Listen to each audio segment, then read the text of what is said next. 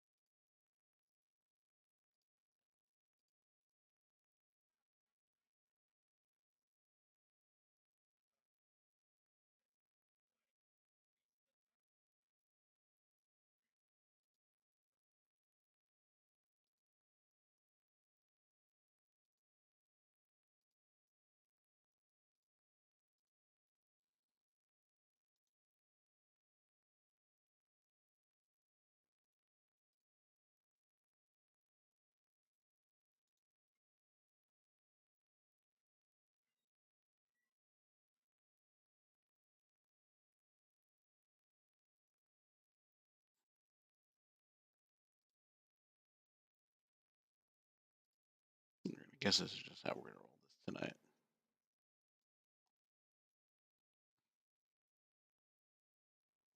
Scale to the full size like it usually does. Not sure why it isn't.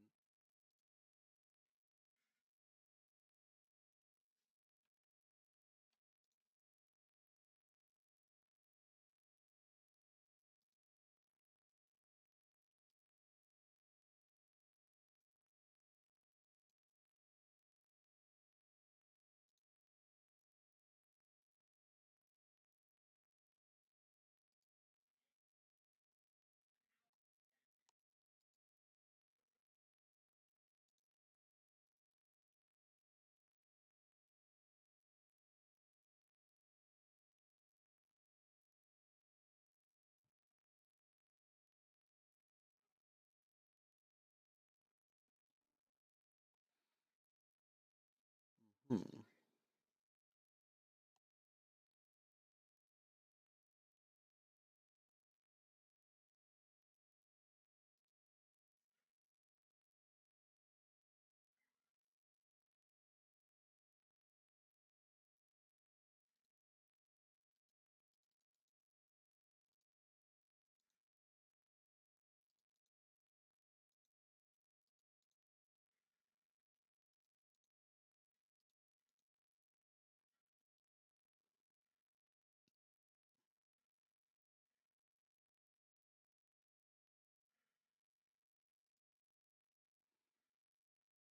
There we go.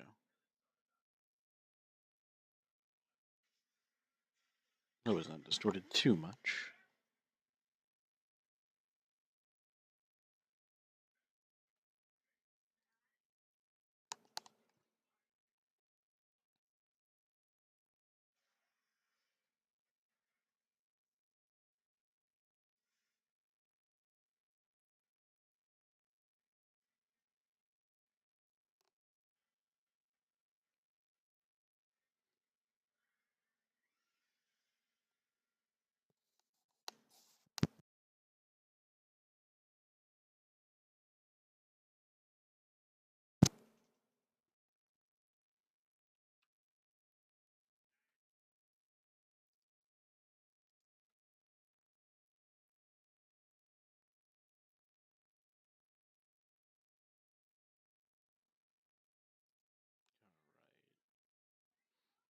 So we're going to be getting started here in a few minutes with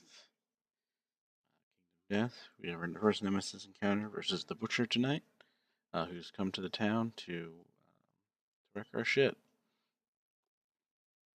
I believe we'll be using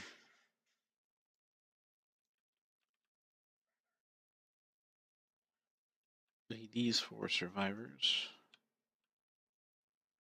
for the encounter, which is a mix of experienced survivors and new, since we lost some last week Aw. Which could have gone better.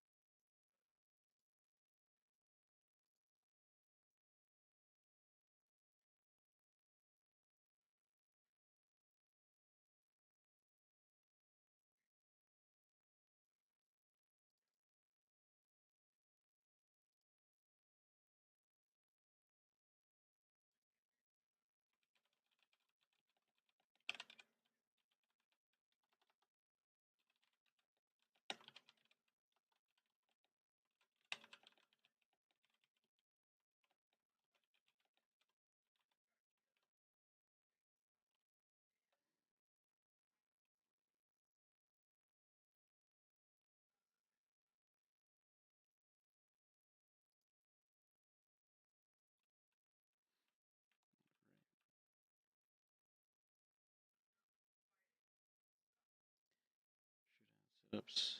Nemesis. Butcher.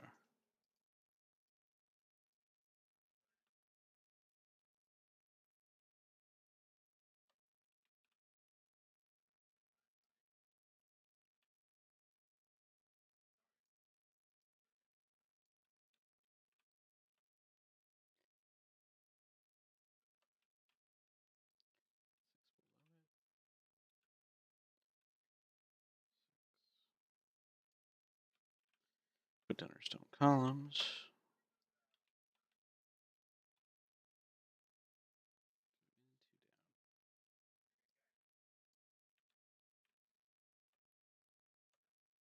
And then this goes at least 6 spaces from all the terrain.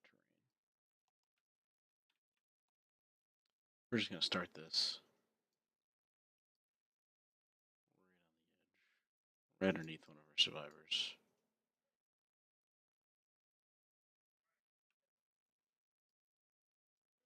So we can get it out of the way without losing it. Butcher, so we're going to have 7 Bs and 5 As.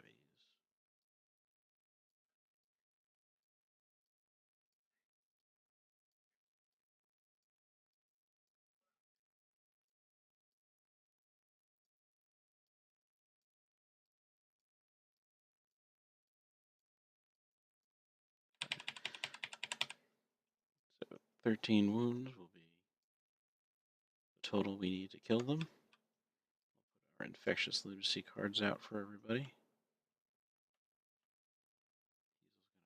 He's going to have a berserker, fast target, and dreaded trophies.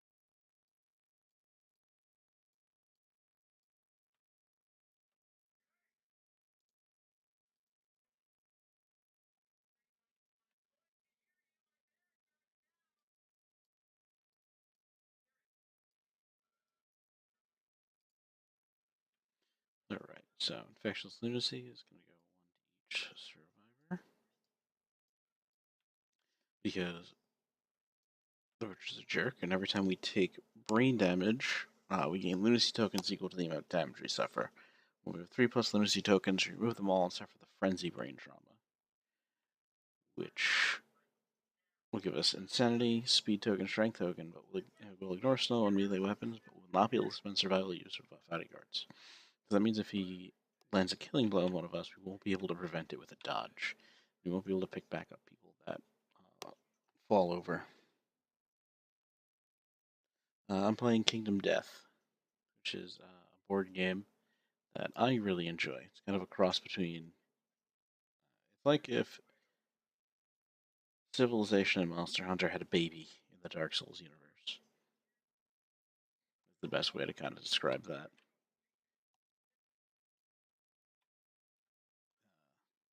So we have 4 survivors that are going to go up against this nemesis of ours.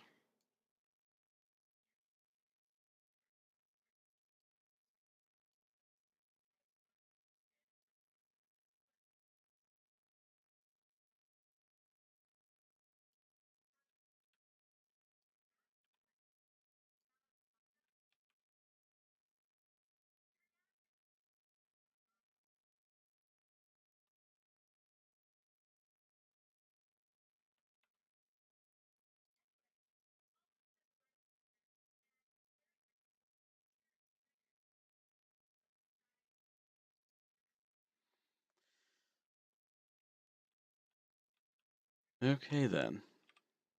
So Shodan has a start on the southernmost tip of the board.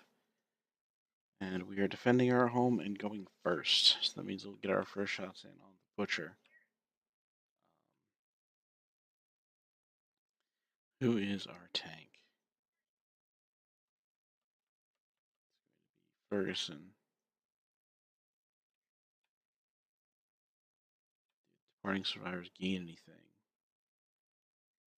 Survival and insanity.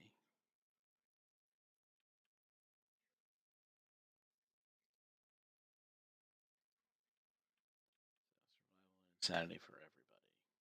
Up to our maximum. Survival of 5. Survival helps us live. Insanity prevents brain damage. But still contributes towards lunacy, oddly enough. So it's still dangerous to be taking brain damage in any form during this combat. We're going to start off with Kayleen here, using her action to scavenge. Get this thing out of the way. 2. Great, what a waste. 1 insanity and archive the terrain.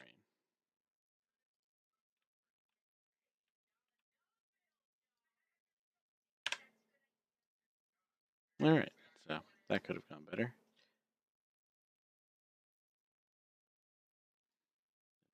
Move her up so she's in a better position to attack the next turn. Hopefully from the blind spot. So the Butcher is a little bit more brutal than other monsters. He draws 2 AI cards every turn.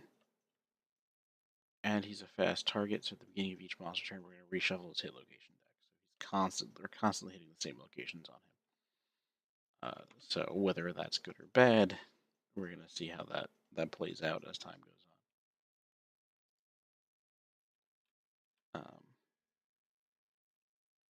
We're just gonna be pretty direct about this first attack.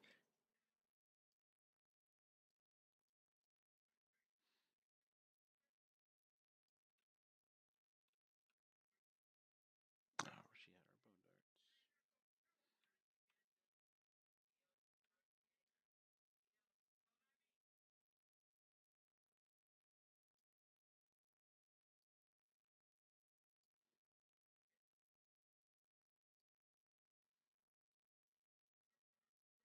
Yeah, we're going to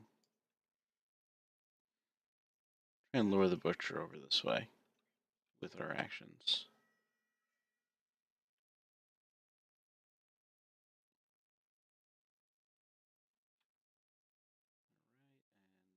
we're going to use the Rawhide Headband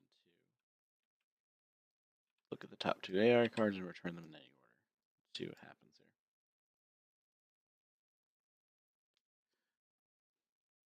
Yeah, I'm also going to take input from Twitch chat. If we get some people in there, you can determine what one or more of our survivors are doing. Unless you have Discord and Tabletop Simulator, then you can hop in and play with me.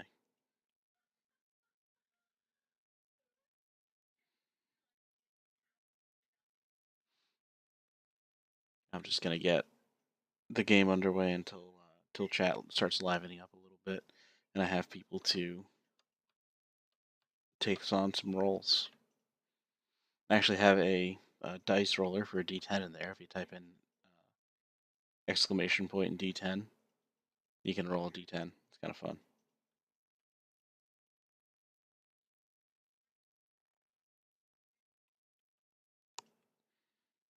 Closest threat facing. Closest threat.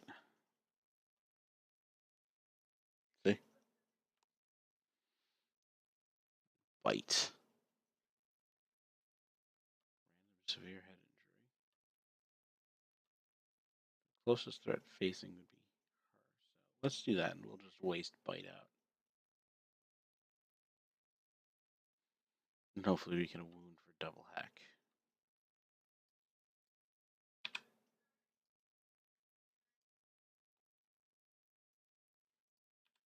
Now, Bite's going to come around. Closest threat facing is going to be Mithian here. The Butcher has a movement of 5, so we're going to move 5 towards Mithian.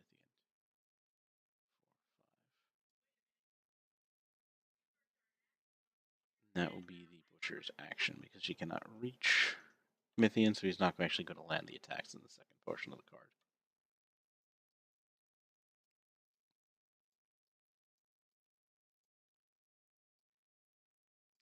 A little bit too far out, so we're not going to get behind him, but we are going to get in range.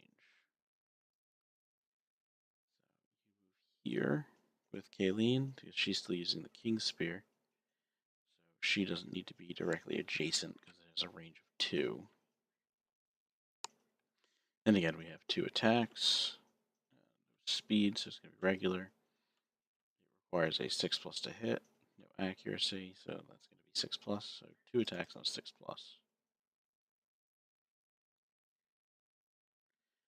7.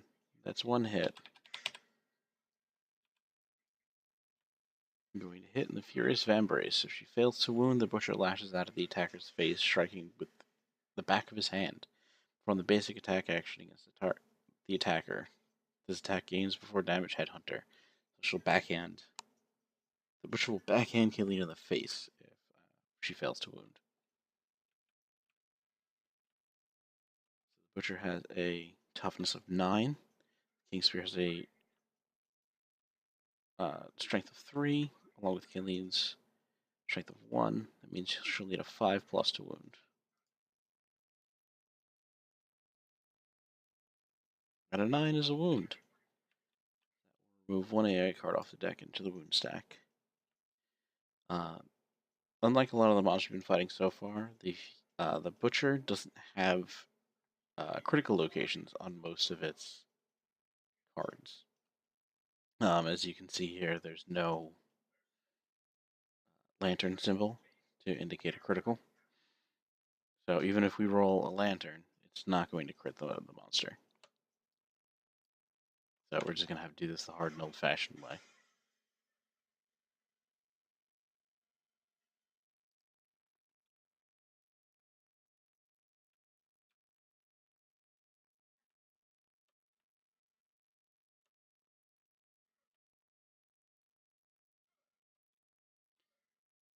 So we're going to pick up with Ferguson now, who's going to move in with the dagger.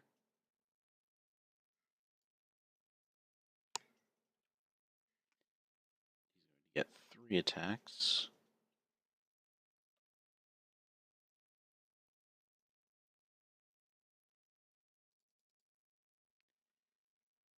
Hit on a 7+.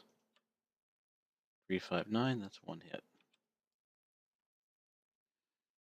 Reflex. Reflex means that no matter what, wound or failure, the Butcher will unleash a deep guttural roar. Unless the attacker is deaf or has 3+ courage, it's a brain damage equal to the monster's level or knockdown. So we do not have 3+ courage. So that means after this attack, we're going to suffer brain damage and get our first lunacy token on Ferguson here.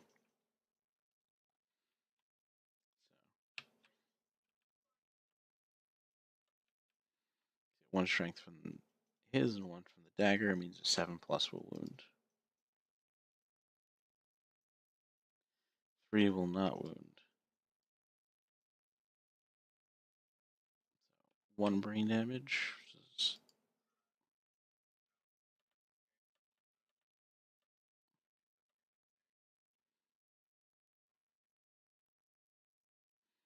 Which is blocked from that, and we're getting a lunacy token.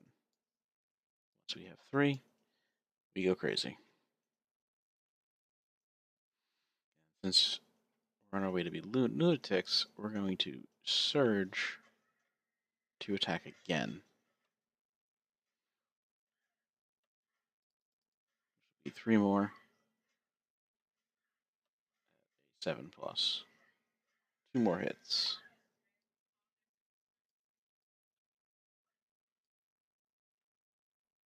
Hit the Butcher's thick cape.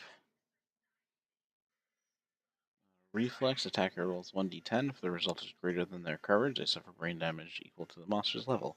Well, we're going to go crazy real quick. Furious Shoulder. So the Butcher is going to spin around violently, smashing everything around it, which means it will suffer Bash and Knockback 5 on both Kayleen and Ferguson. This one won't stop our attack. We're going to do the Thick Cape first. 7 plus to wound. Nothing. So roll a d10. If you roll under our courage, which is a 2. Above our courage, yeah, we take brain damage and another lunacy token.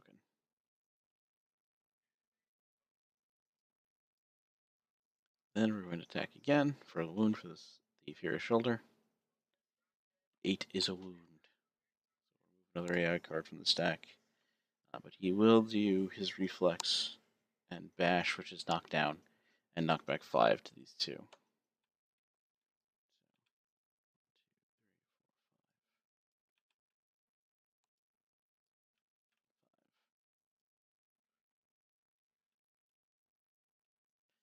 Okay.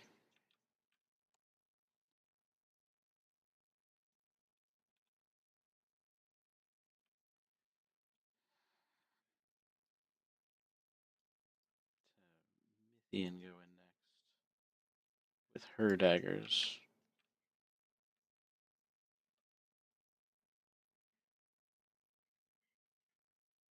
And she will attack 3 times on a 7+.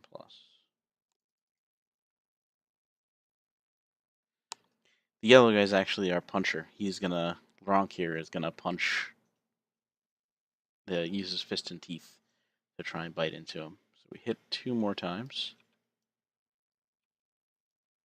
Once in the cleaver. The attacker's heart is frozen with dread. Attacker gains +1 insanity. Okay. And then he's going to be overpowered. So we drew his trap card. So the trap instantly ends the attack, and we follow the card. So the attacker is doomed, which means he cannot spend survival or react in pretty much any way. Everyone in the zone of malice will gain 1 bleeding token and suffer knockback 5. Collide with them. That'll knock me down as well. Because, it's not bad enough. Bleeding token.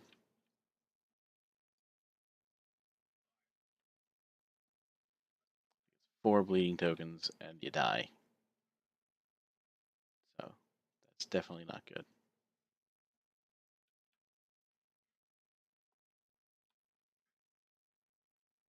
And then we're going to perform our basic attack, which is move, speed 2, 4+ accuracy. It's targeting her. So 1, 2, 3, 4. And he's going to attack. Speed 2. He's going to need a... She has 1 evasion naturally, and then 1 for the monster grease. So he's going to need 6s to hit.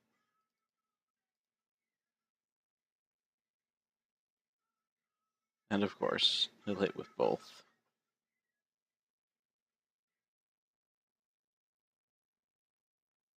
She gets 2 more bleeding tokens since she gets hit twice.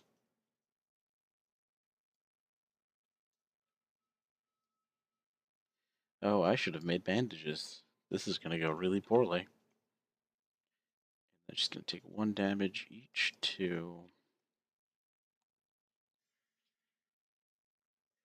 head and legs. The head is going to take the armor off, and the legs is going to take light damage.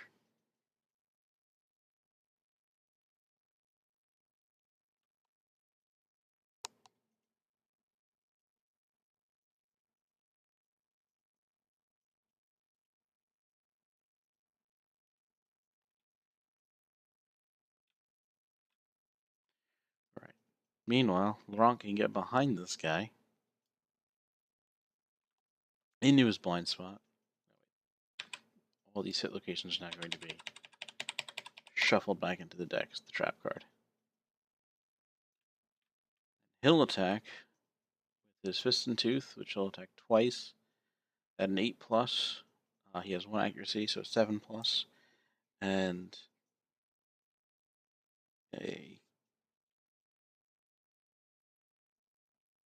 6+ is what he's going to be hit with. Hang on, I'll message you the link.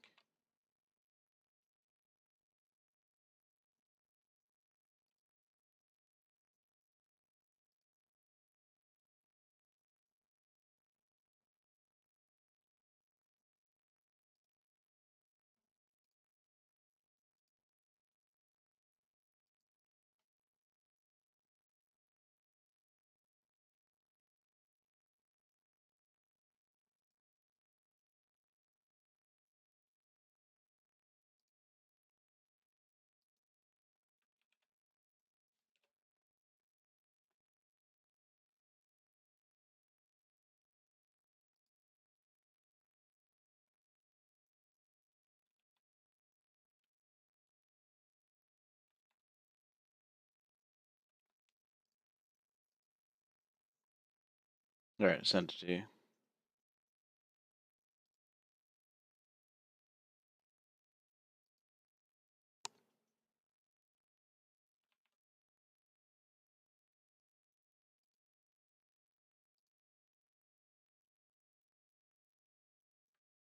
Hey, what's going on, man?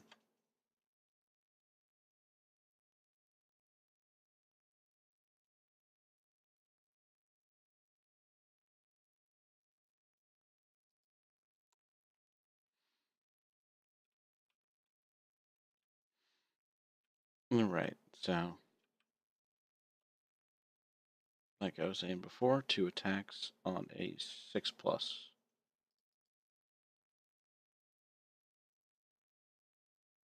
hits.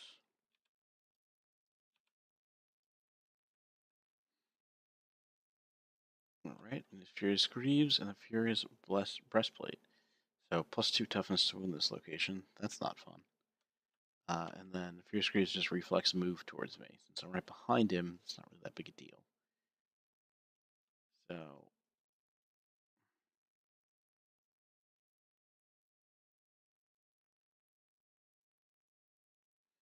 okay, so Lantern Explosion is not great either.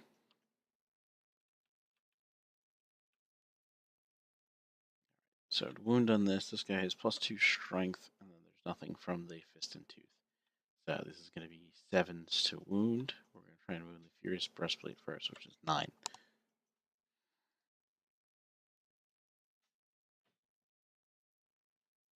Does not. Now we'll try the Furious Greaves, which wound on a 7 this time.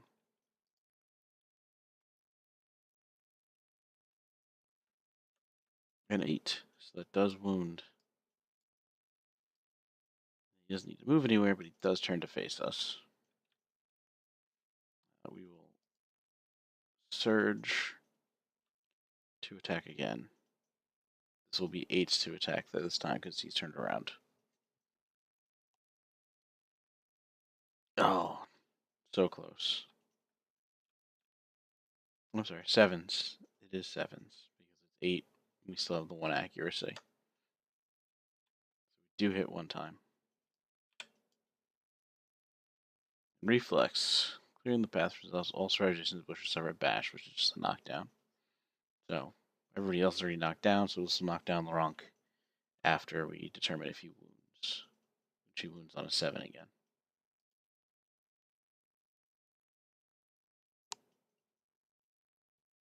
Lantern 10, which does wound, but it does not crit. There are no crit locations on these cards. Because it is wonderful like that.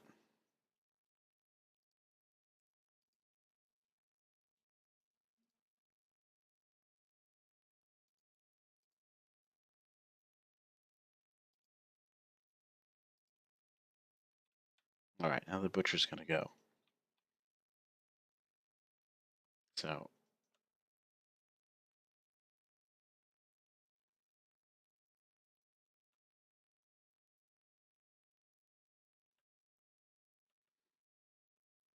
Each to reshuffle the hit location deck.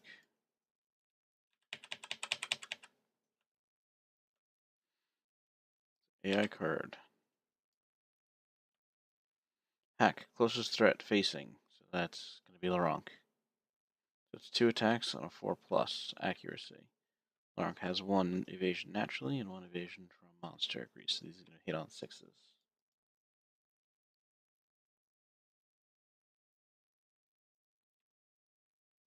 One hit. That is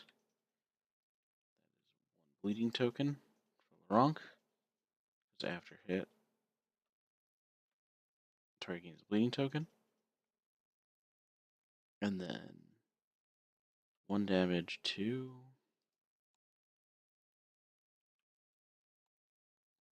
his arms.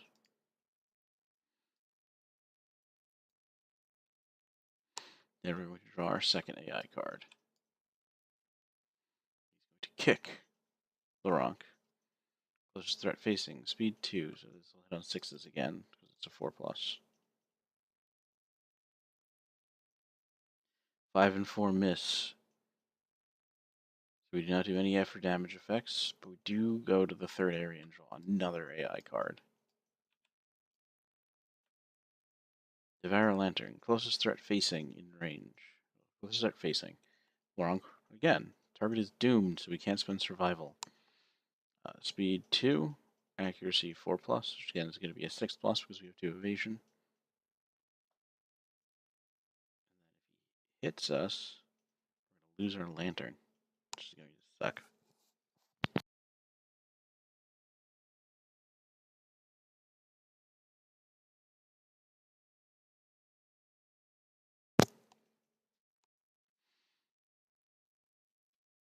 Alright, so here's hoping I roll poorly again.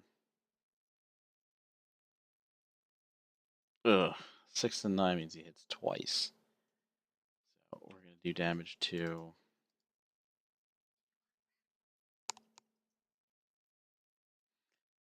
arms and legs. The heavy armor, the heavy arms are going to knock us down.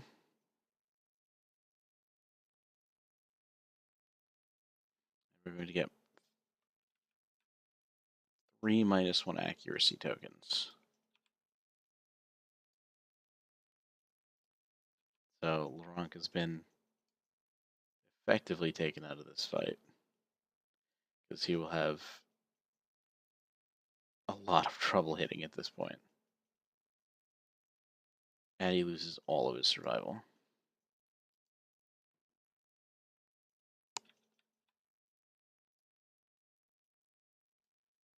So, it's a bad day. Feels bad, man. Alright, at the end of the monster's turn, anyone who started the monster's turn knocked down stands back up. Drunk was knocked down during the monster's turn, so he stays down.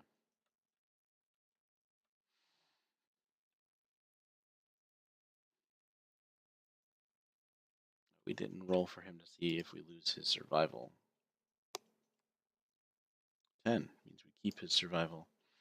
He has the rawhide armor set. Every time we spend a survival every time we throw a survival action, we gain it back on 6+. Alright, so Mythian here is going to attack in the blind spot with her bone dagger again. It'll be 3 times. It'll hit on a 6+ because we're in the blind spot, because it's +1 to the roll.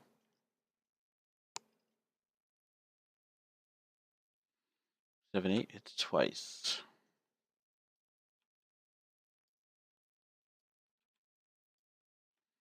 Hitting the Furious Crown, which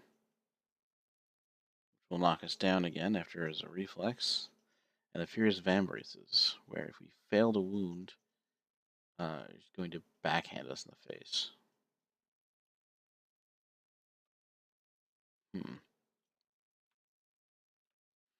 Strength is +1. Dagger is 1 strength.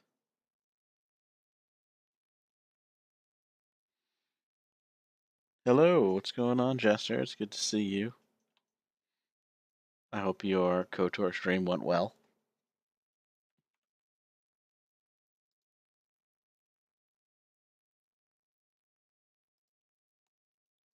We're in the middle of being about to be backhanded by the butcher.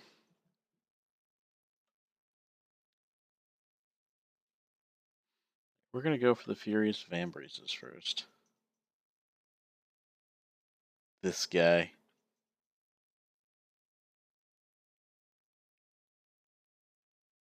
I saw you finish Nar Shaddaa, finally getting off that little crap hole of a planet.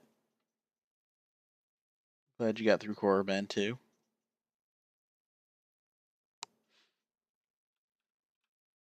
Who doesn't love a little bit of PTSD to brighten your day? So, Butcher's got a toughness of 9. We have a 1 strength, and our dagger gives us 1, so 7 plus will wound. Or we can roll a 1 and just totally blow it. Alright, so perform basic action, target the attacker. Attack aims before damage, Headhunter. This attack will always hit the head location.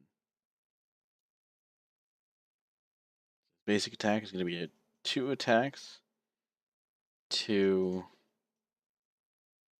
our face.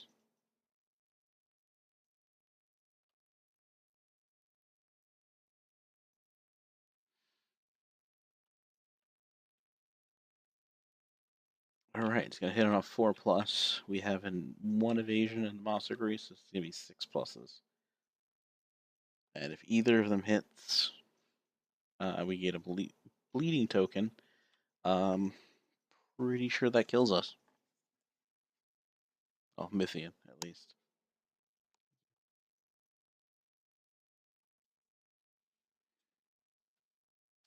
So it would suck to be her.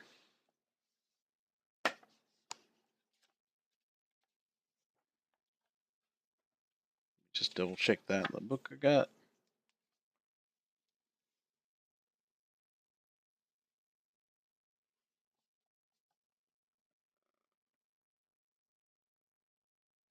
It's 5 more bleeding tokens, so if both of them hit, then we die. One of them hits, then we're just close. Not 6s. 6 and 9. Right, we're definitely going to spend survival to dodge.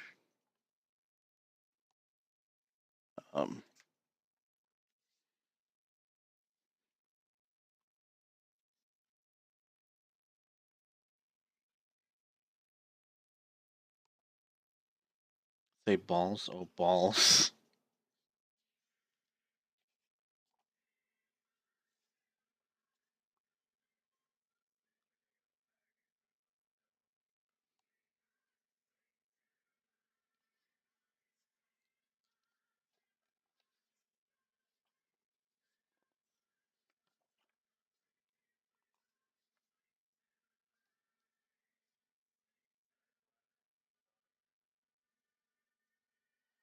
Alright, so we're going to dodge once per round. We're still going to get hit by the other attack. Which will hit us in the head automatically. Which will be a heavy hit. Knock us down. Which will automatically cancel our second attack.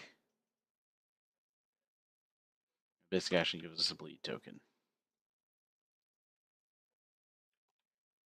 So I forgot to make bandages, so Mythian's about to die.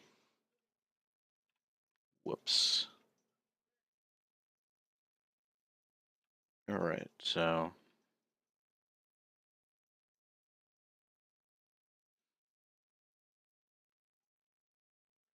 Ferguson is going to encourage Ronk to get to his feet. Roll to see if a rawhide armor lets us keep that survival. It does not.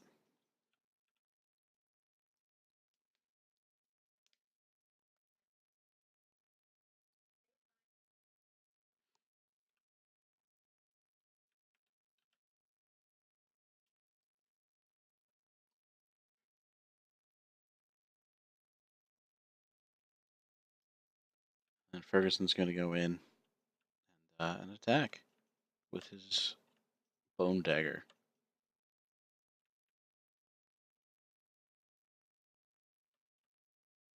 No accuracy bonuses. This is going to be a 7 plus to hit.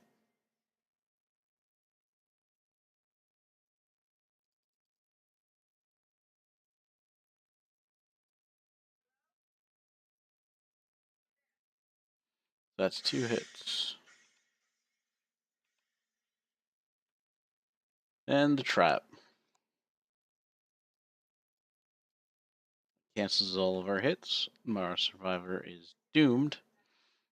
And everyone in the zone of malice is going to gain a bleeding token and suffer knockback 5.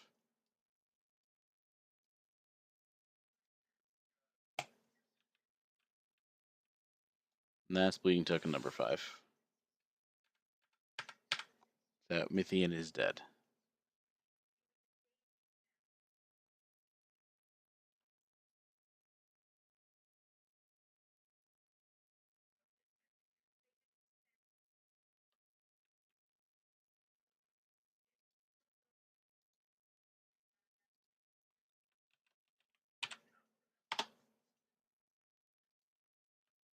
So her impairments, dead.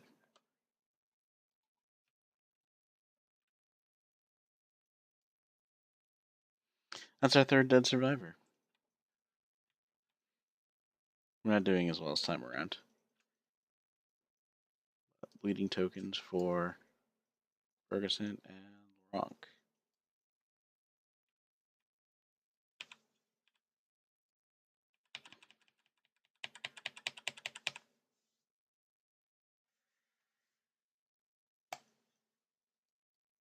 Then we do basic attack against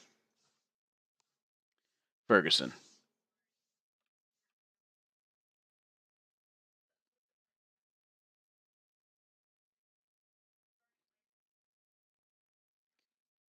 Well, he was a survivor. Now he's just dead.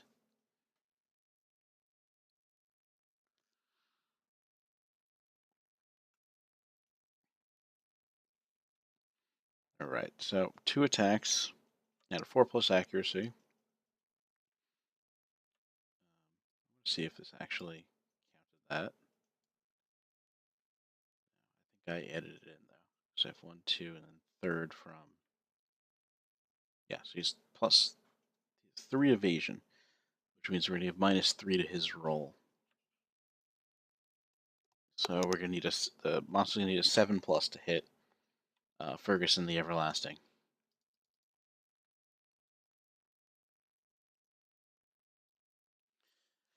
Wow. Really? So hits twice, which is going to give us 2 more bleeding tokens.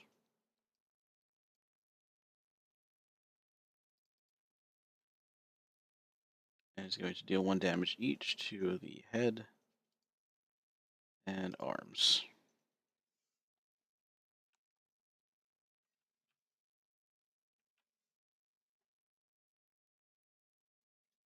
Now we've got Laurent and Kayleen right now.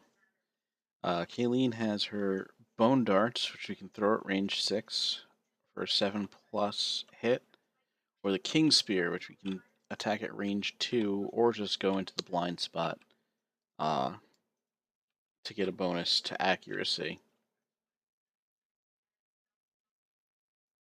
We can attack twice. What do you guys think? Should we throw the Bone Darts with Kayleen or move in with the King Spear? I'm thinking the King Spear and the blind spot might work well, as long as we don't end up with another trap that ruins our day.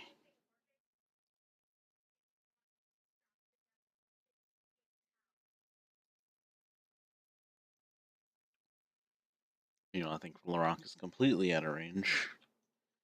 Not that he can do very much at all. He's gotten -2 to his attack at this point.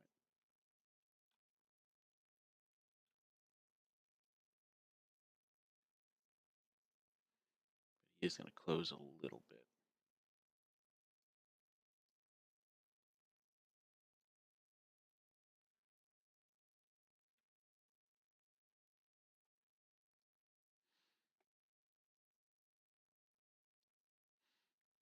Alright, we'll have Kayleen. Let's move into the blind spot to attack with the King Spear. Which will give us 2 attacks. Yeah, because we don't have any additional speed.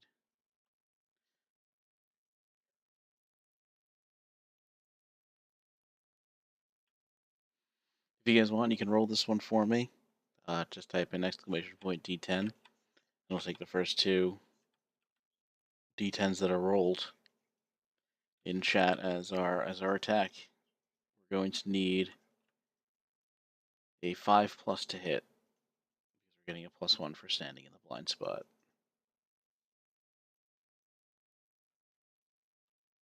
On the plus side, if Kayleen is alone on the showdown board, she cannot gain bleeding tokens. So if everyone dies, then she's actually in pretty good shape.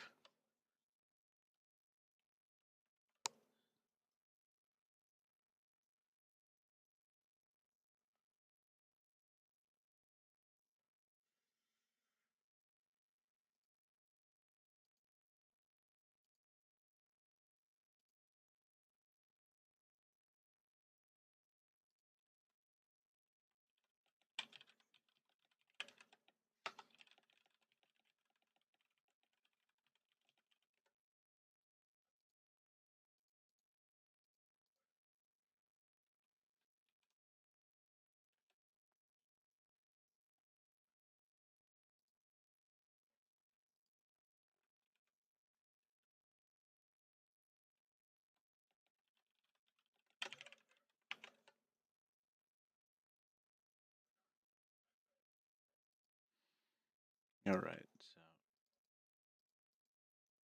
2 attacks at 5+. Double 4s. Wow. Just not allowed.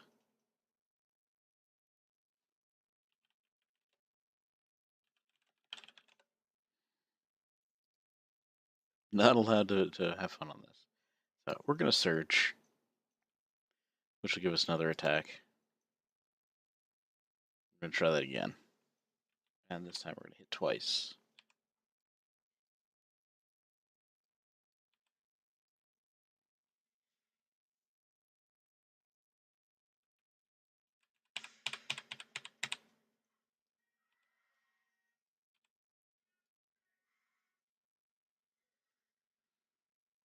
The Furious Vambraces and the Furious Scrag, which is the only area that we can crit with.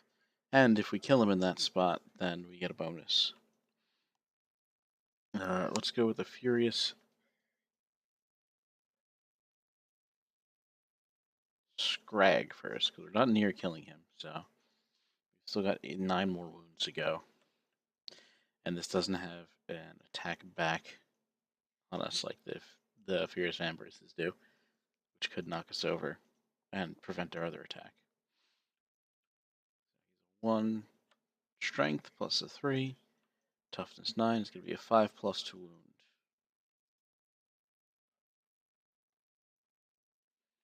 7, that will wound.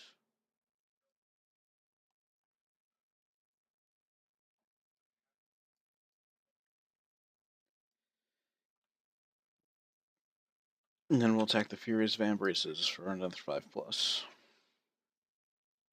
And a 3. So it's going to perform basic attack against Kayleen and automatically hit her in the head. Butcher just loves us. 2 speed, 4+, 5+ because she has 1 evasion. Let's see how this goes.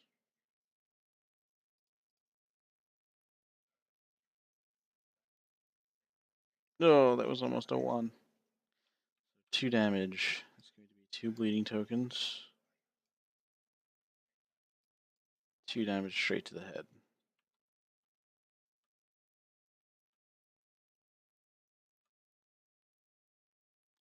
And it is the Butcher's turn again.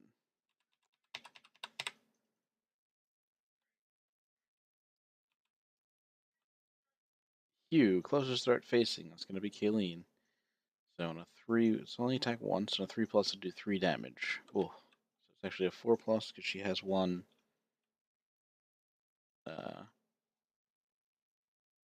1 evasion.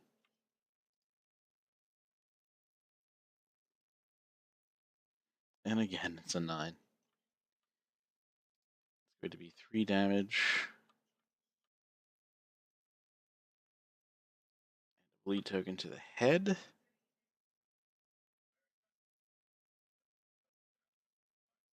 On second thought, let's dodge that.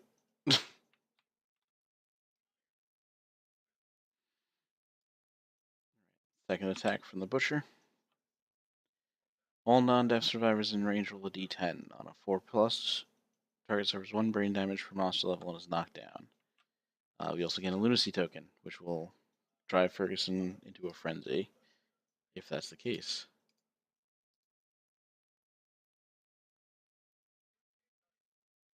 727.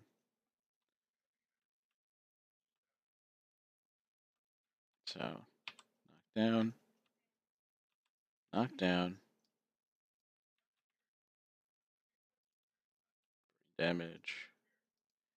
brain damage, and lunacy tokens. Luckily, the 2 means that Ferguson the Everlasting is going to continue everlasting.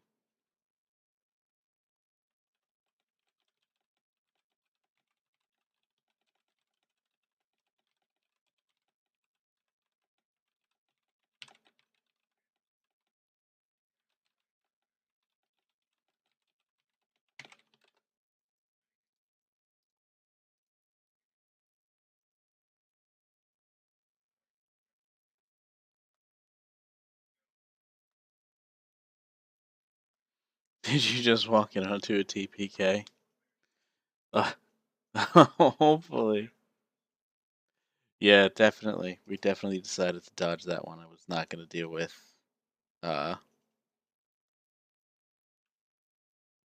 3 damage to her head. I mean, we do have the Dradacanthus that would help us ignore it, but it would also archive our poor Skullhelm. Alright, so everybody's knocked down. The Butcher did go twice. Nobody is frenzied yet. So we're barely alive.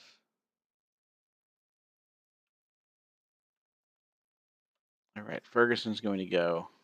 He's going to encourage Kayleen up. Roll to see if we can get that survival back.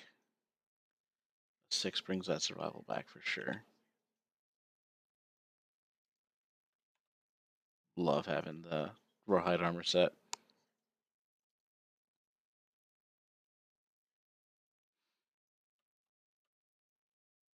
Then we're going to attack with this freaking bone dagger again. 6s to hit. We get 3 attacks. 177. Hitting the Fierce breastplate and the armored pig shoulder. Bone dagger is not frail, thank God, so it's not going to shatter.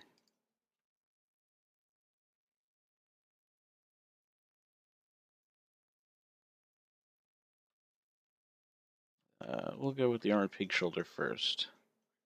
So we get +1 strength thanks to our survival of the fittest, and 1 from the dagger, so a 7+ will wound the armored pig shoulder.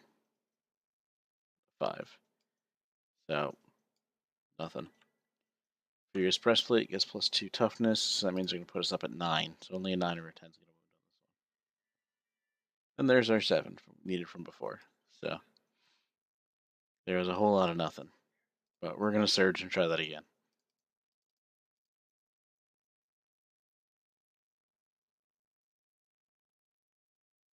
Ooh, perfect hit. On a bone dagger, we gain +1 survival, and since we're thrill seekers, we gain an additional survival. That's going to put us back up to 5 survival.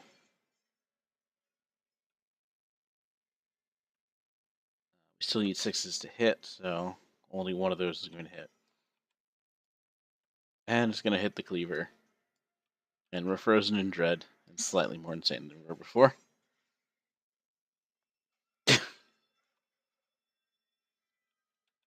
Alright.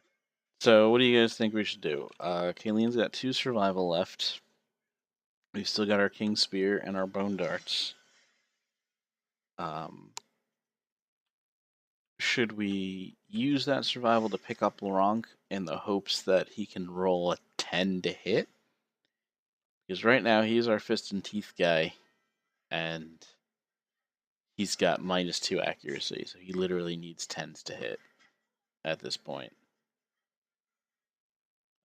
Maybe he'd be useful as an AI revealer.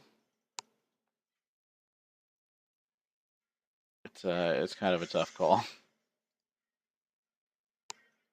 But I'm thinking that Kayleen might be best used with the King Spear from the blind spot again.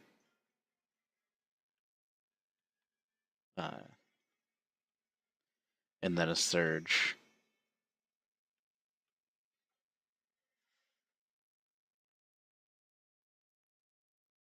Well, the question is more of are we going to use one of Kayleen's 2 remaining survival to pick him up? Because he's knocked down at the moment.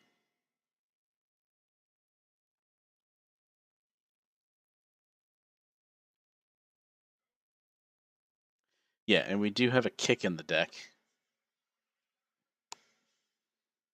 And only one AI card left.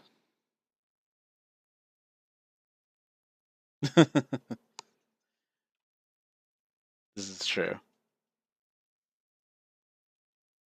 Yeah, kick is still in. It's in this pile here.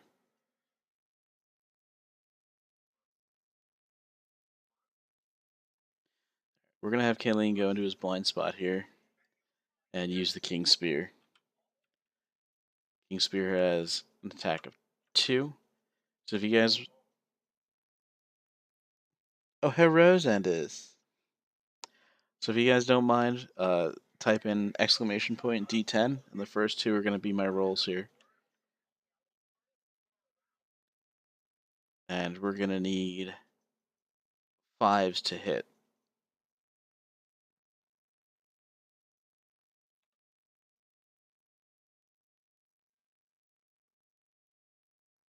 Oh no.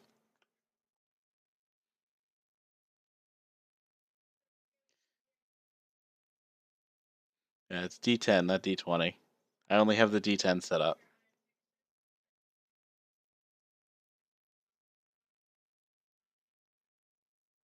I can set up each of them individually, but I'm working on the code for the hit location dice.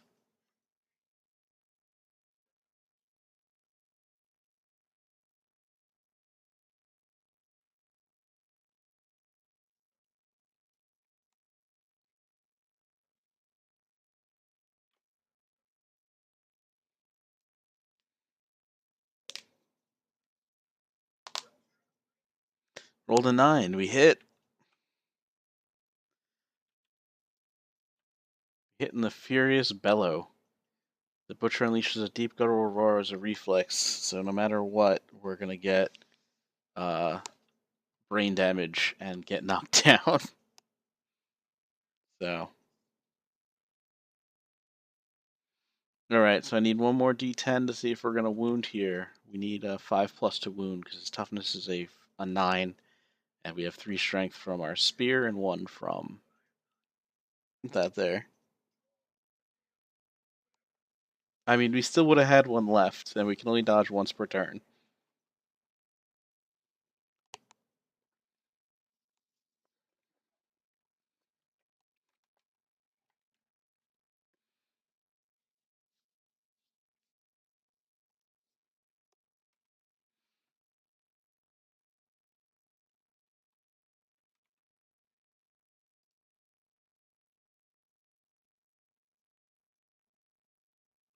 Thanks, Andis, for the follow, my man.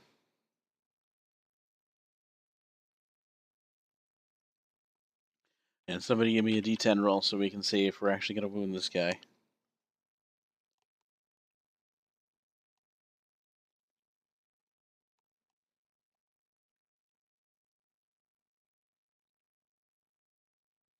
Two, alright.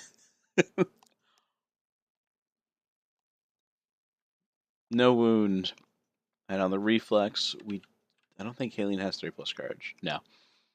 We're 1 away from 3+ courage. We suffer brain damage equal to the monster level, which is 1. means we gain a lunacy token, which puts us at 2 lunacy tokens, and we're knocked down.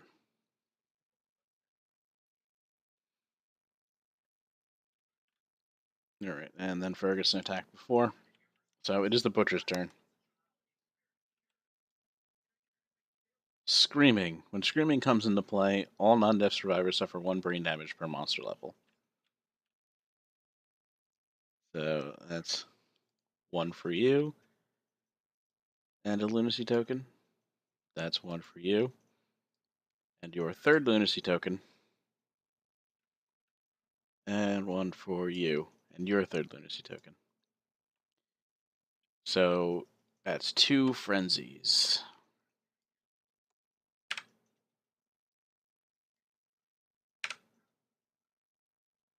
So you get a D5 Insanity, D5 Insanity.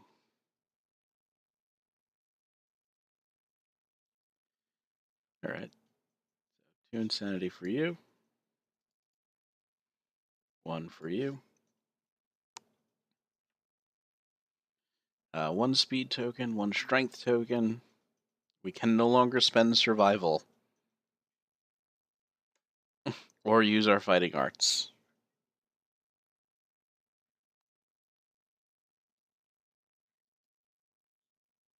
So I have a feeling this is going to turn into a very, very quick rest of this match.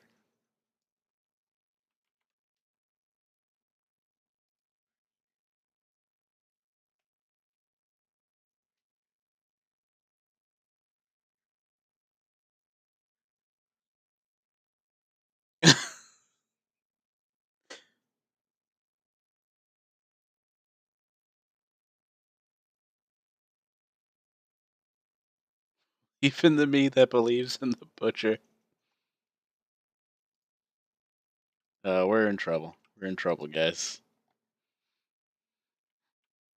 Alright, so at the start of the Butcher's turn, all non-death survivors suffer 1 brain damage per monster level. Discard Screaming if a survivor dies. So, that means we're just going to continuously get more brain damage every turn, which is just going to keep piling up these lunacy tokens.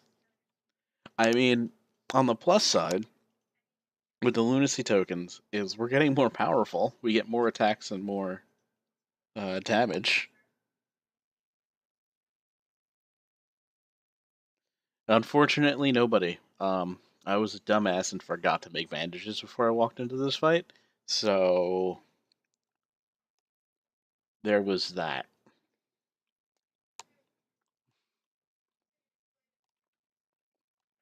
They're knocked out on the board at the moment. All right. So anyway, that was the Butcher's first AI card.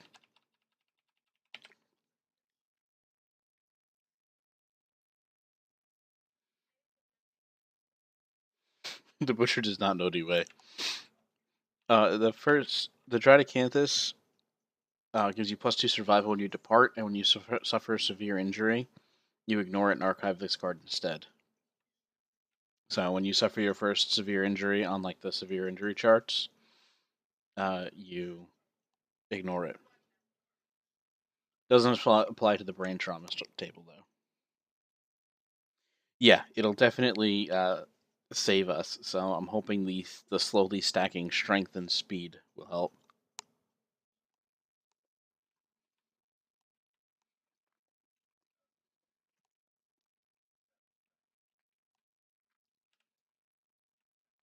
Kick. Closest threat facing. So poor Laurent here. 2, 3, 4. Is he going to get kicked while he's down? So speed 2, accuracy 4+, and knockback 5 with the priority target token. All right. There is no threats, and then he gets in his blind spot. Good catch. Yeah, because everybody's knocked down except for Ferguson, but Ferguson's in his blind spot, so he doesn't count as a threat. So yeah, he will menace. Turn the Butcher to face the closest survivor. The survivor suffers 1 brain damage per monster level.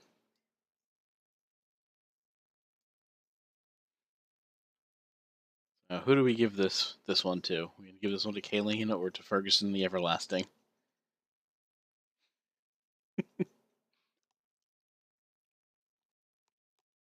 Ferguson's got more brain to trauma. Just doesn't need to be clicked off.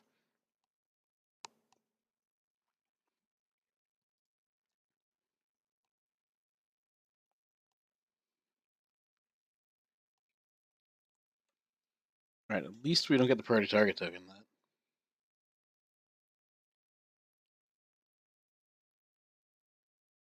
That's true. So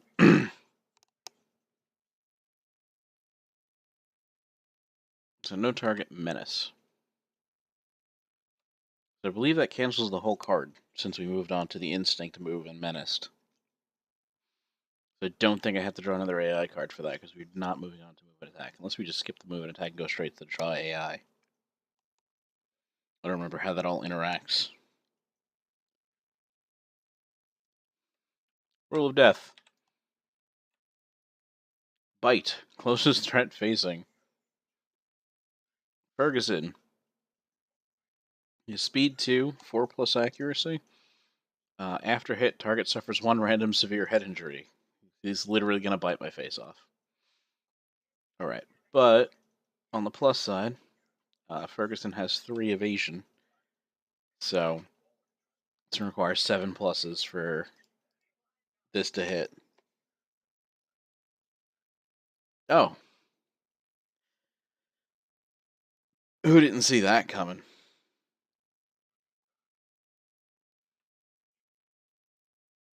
So 2 severe head injuries. Oh, and he doesn't have Dridecanthus either. I don't think Ferguson is going to be so everlasting in a minute.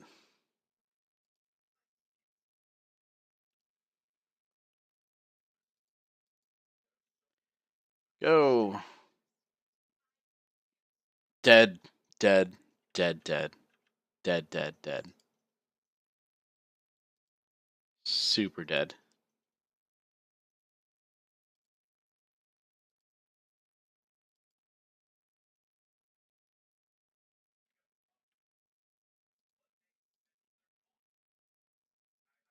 Why does it keep going to the brain trauma table? There it is.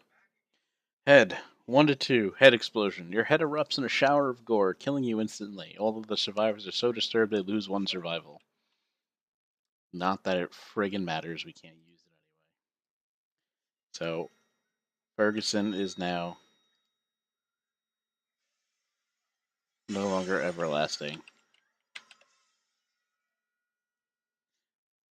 His impairment's dead.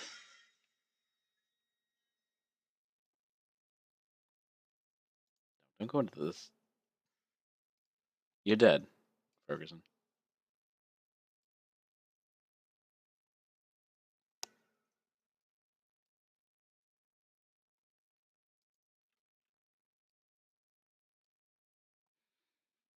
Brings us to 2 casualties in this fight.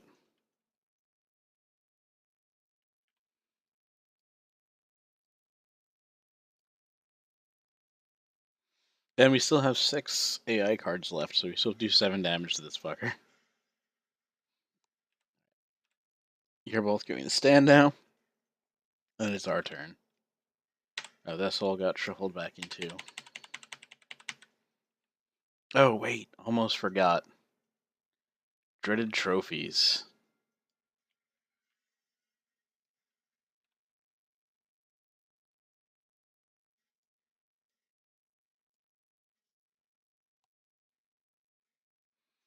Yes, screaming does go away. Back into the discard pile. So we have 1 more hit. And now, the Butcher gets +1 movement and speed token.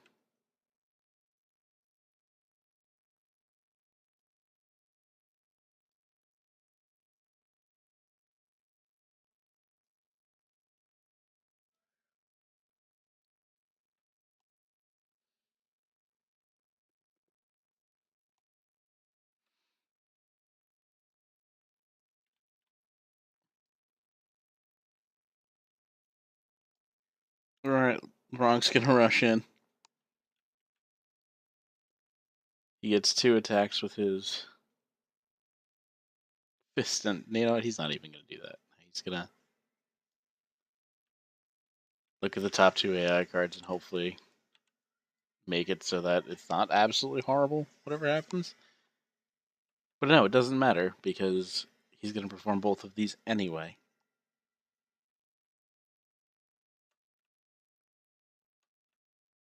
Alright, we're actually gonna put Hack on top and hope that Kayleen does damage to get rid of it.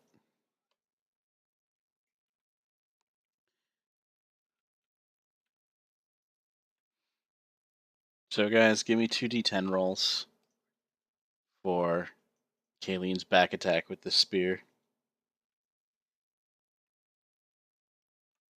On 5s, we hit.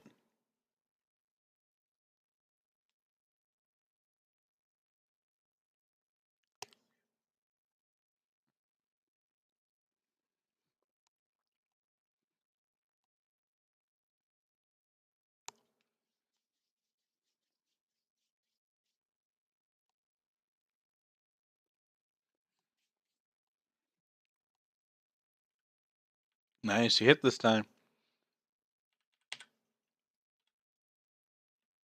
In the armored pig shoulder.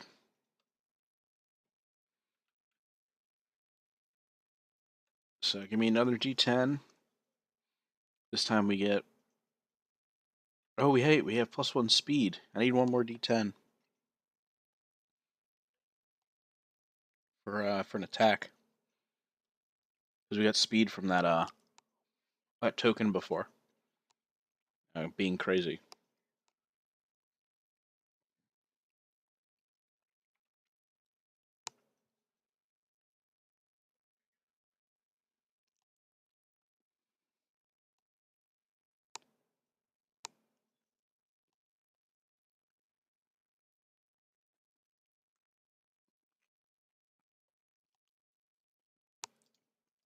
Alright, it's going to be a second hit location in the thick cape.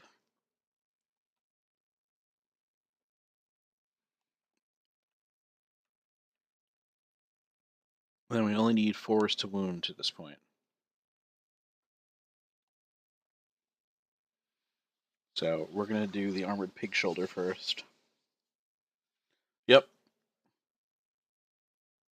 So we get 3 from the King Spear, and now the Frenzy token puts our strength up to 2. So we have a total of 5 strength. That's being added to the attack. And a 9 toughness that we're facing on the Butcher.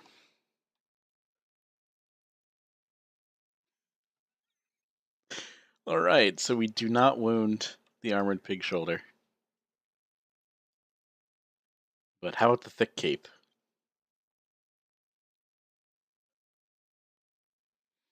Do we get another shot at this? Maybe have Franz roll this one.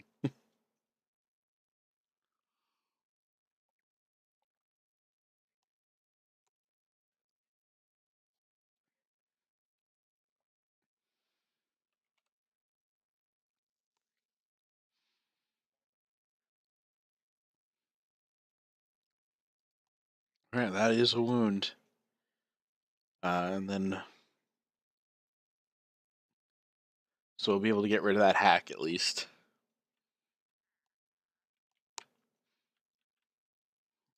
Let's roll a d10 to see if it's going to. Yeah, it's definitely going to deal a brain damage to us.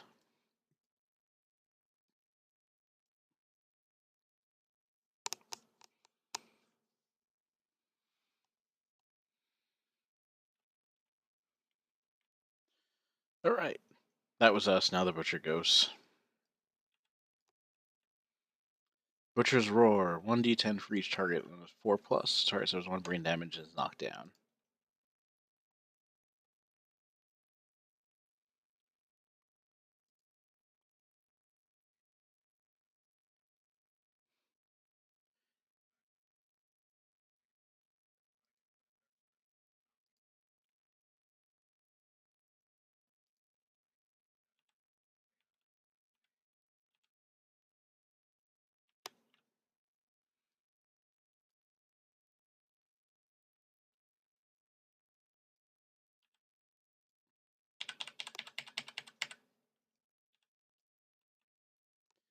Devour Lantern, closest threat facing, no threats because we're all knocked down. No threats because we're all knocked down, and Menace. Closest survivor, 1 brain damage per monster level.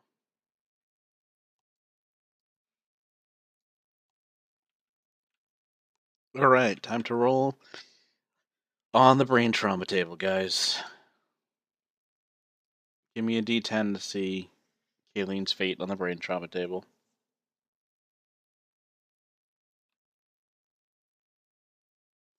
We're rolling a d10 on the brain trauma table to see if Kayleen dies or not.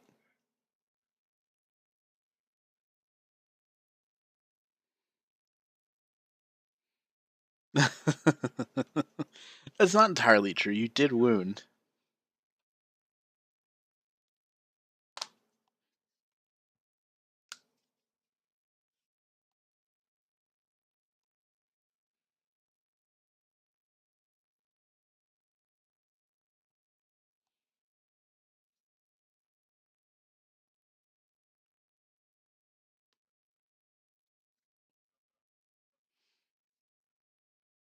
When you guys missed last week, Valeria became afraid of the dark and retired from hunting forever.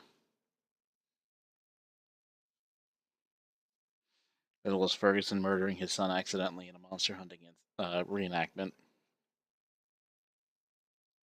So I guess he earned this death.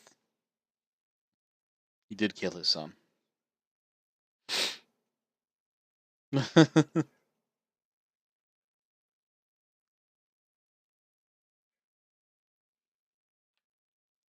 6. Danger Seizure. You thrash about wildly, dealing 1 damage to yourself and every adjacent survivor. Gain a random disorder and 1d5 insanity.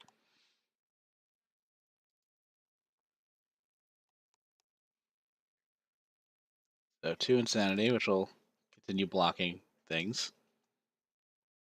Take 1 damage to our head.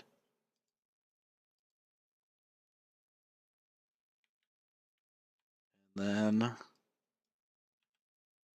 Squeamish. You cannot depart with any stinky gear in your grid. If a status effect would cause you to become stinky, lose all of your survival.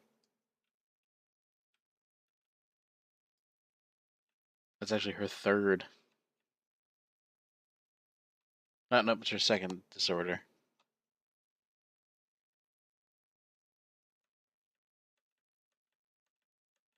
She has nothing stinky right now. Well, I gets rid of Monster Grease and Fecal Salt for her forever. Assuming she even survives this encounter.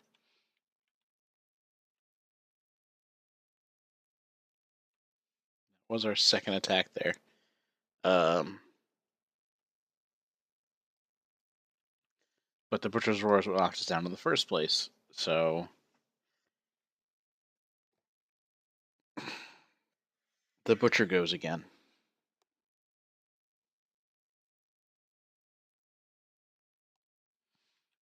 No, the Bone Helm breaks when you suffer a severe injury to the head.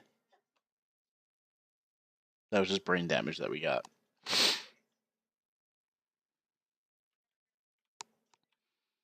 But it is the Butcher's turn a second time, because we were all knocked down for the first one. Hugh. There are no threats, so it's just going to Menace. Do another brain damage. Oh, actually, there was a brain damage last time and then this time. So, yeah.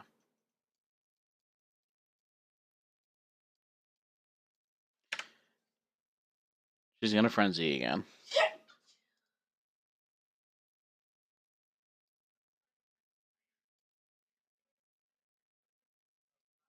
Speed, strength, insanity.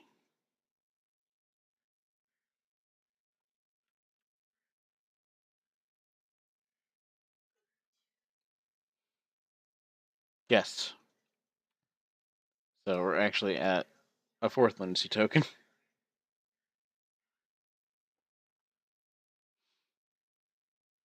Yeah, that's where we gain the 2 insanity to block the additional 1 insanity that we just took. So, we were able to block some more, so we didn't have to roll immediately on the brain trauma chart again.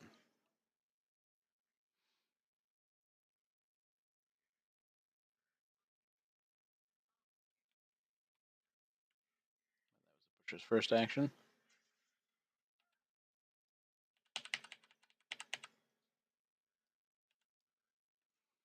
Second, Devour Lantern. No threats because we're all knocked down. Menace.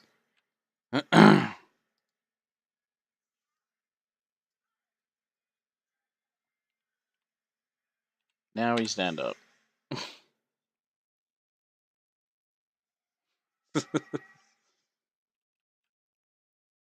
Kayleen's about to become. But Kayleen's just going nuts.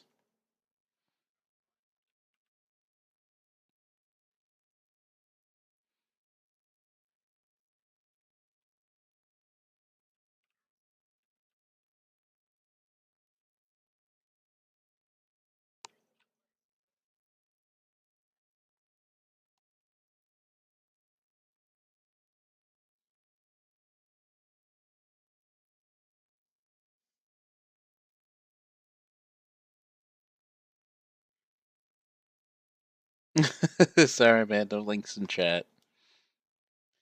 This is actually our third week, with a total of I think 6 hours of streaming, to get to Lantern Year 5,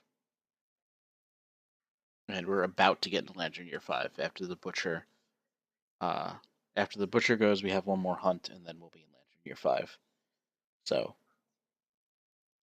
it takes about 2 hours, 1 or 2 hours per showdown, I'd say, to get through Lantern Year, depending on how well you know the game, and in this case, the level of interaction in the stream. Hope that answers your question, Tasty Laser Cakes. Also, welcome to the stream. Good to see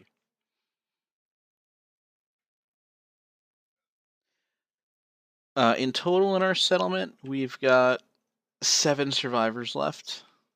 In this particular fight, we have 2.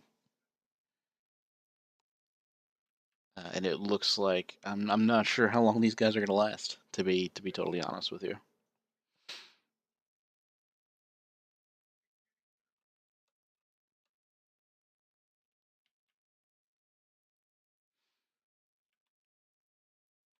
All right. So,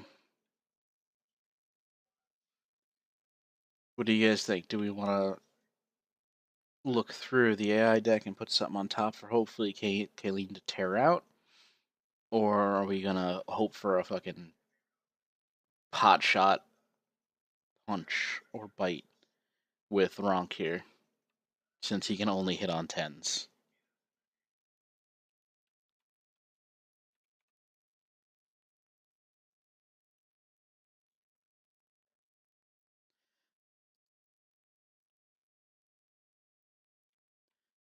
All right, let's look at the top 2 AI cards. I do need to get Kick out of there. So you've got Hack, which is threat,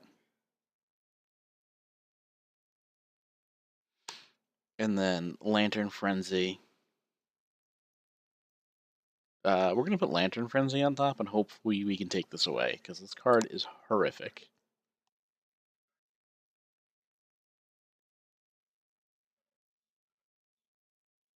Yeah, so when Lantern Frenzy comes into play, a random survivor gains a priority target token.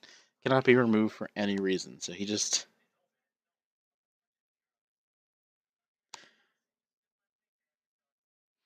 I mean, maybe?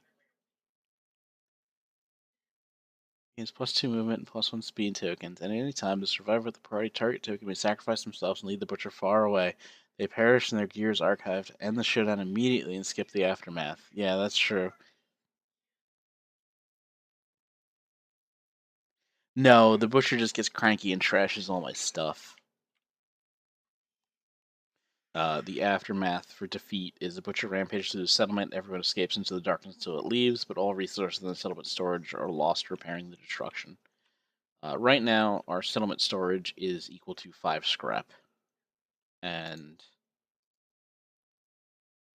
some ants. I'd rather not lose those 5 scrap, especially because we just got the weapon crafter, and if we can get heat, I can get some awesome stuff there.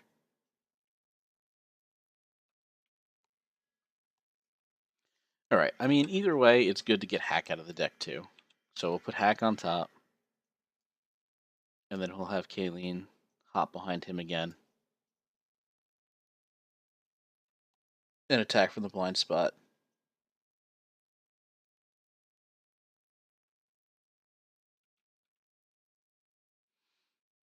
So do we want to just throw Lantern Range on top, and then, I mean, we have to hope that Laurent gets it then, because if Kaleen gets it, I mean, yes, either of them is fine. Completely sacrificed for the settlement.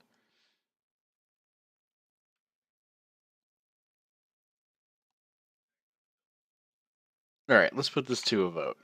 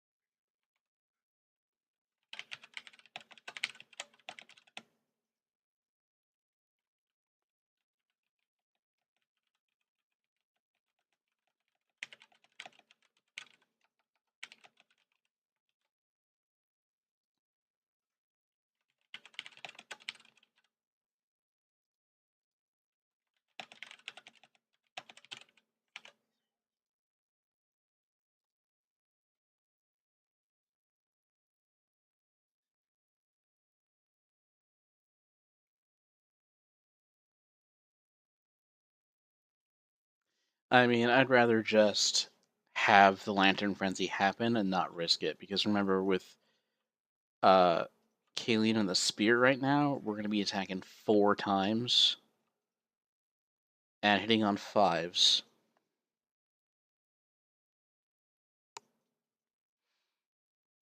And then wounding on 3s.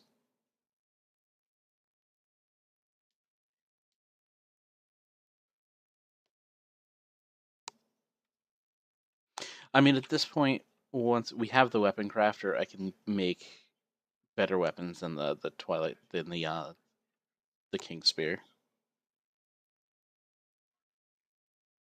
It's random. It's totally random. And we're gonna keep all this stuff. We don't lose any of the gear, unless that says we lose the gear. Their gear is archived. Yeah. Yeah. So it's totally random. So it could be Laurent, and we could lose nothing of value, but our Fist and Tooth guy. No, you don't lose it if it's full white, but the card does archive the gear. So let's see, guys. Give it a vote. I mean, I got it out there.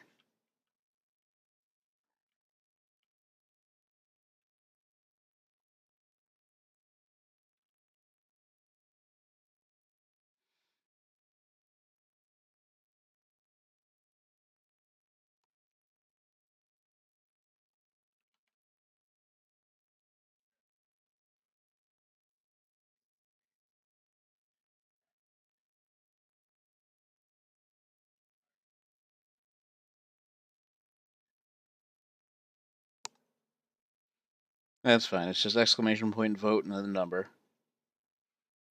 I got your vote 0. Trunker would have to go back and hit exclamation point vote and then 1 in order for his vote to register.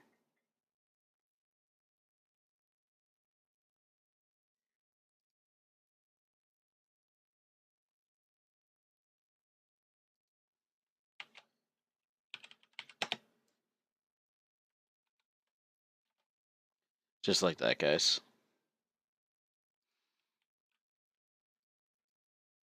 Yeah, I mean, we're at a point where we might be able to tear through 6. 7 more cards, 7 more wounds. But on the other side, if we get 3 more bleeding tokens on Kayleen, she's a goner. And if we full wipe, we're going to lose our pile of scrap and ants.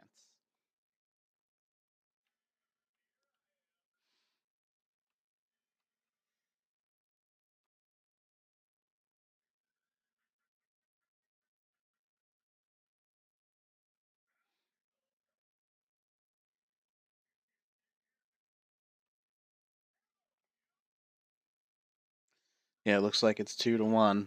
So, because I'm going to count. I'm going to count Trunker's vote.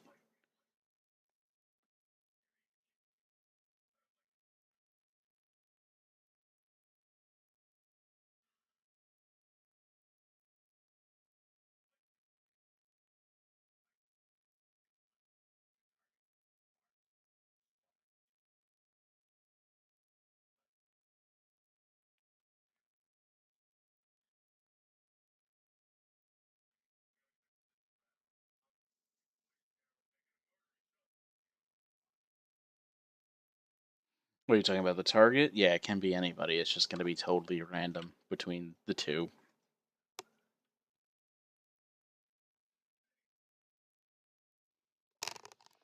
He just decides to take it down.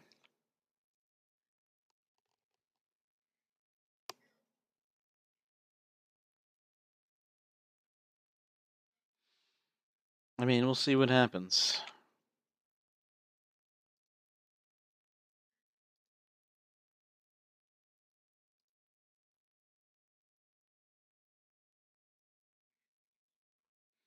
Got a tie, but Trunker voted for Go Hard or Go Home, so that's what we're going to do. We're going to put that.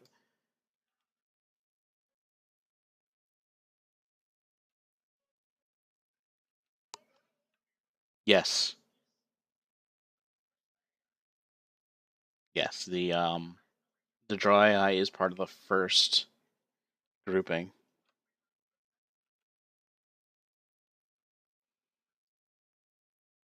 All right, so we're going to get 4 attacks with the King Spear. So guys, start rolling d10s. Exclamation point D10. I need 4 attacks, and we're going to hit on a 5+. So anything 5 or higher is going to pull a hit location card. Yeah, she is frenzied twice. So she's now got 6 strength going towards these hits. And we have a possibility of up to 4 hits per turn. The only downside of that is that we could possibly that's just exclamation point D10. That's it. No roll.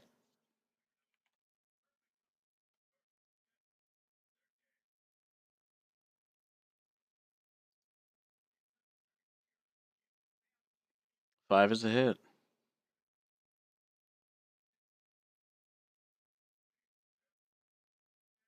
4 is not.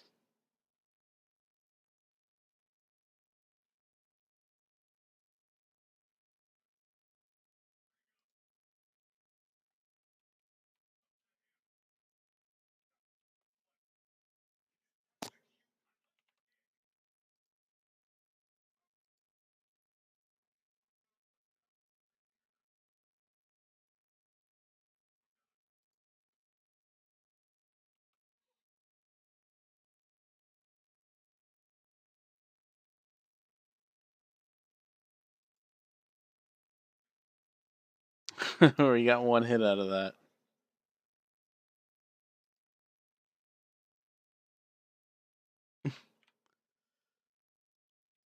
Let's see what happens. We hit it in the Furious Fan Braces. So we're gonna get backhanded in the face.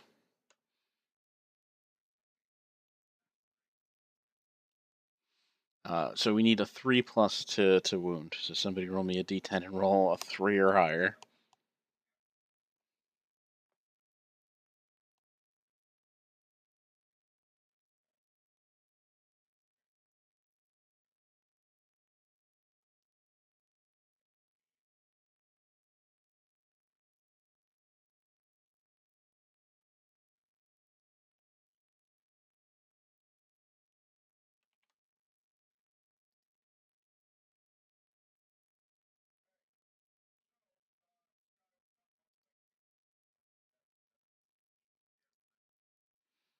All right, that wounds. So there's that, and then the butcher's turn.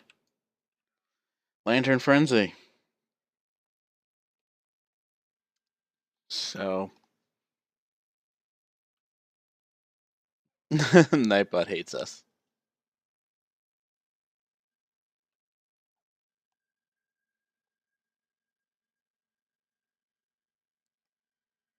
All right. So how do we want to randomize this? Do we want to roll and see who gets the lowest? Do you want to do odds or evens, high or low? We've got to randomly decide between these two guys. Could flip a coin, but you guys can't see me. I'm not on cam yet. I don't have a cam yet, but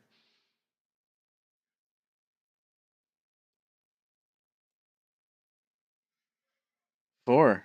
All right. So it's gonna go to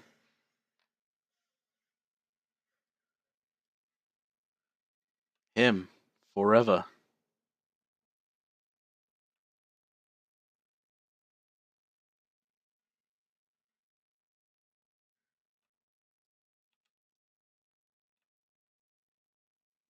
All Dying Death survivors are going to get menaced.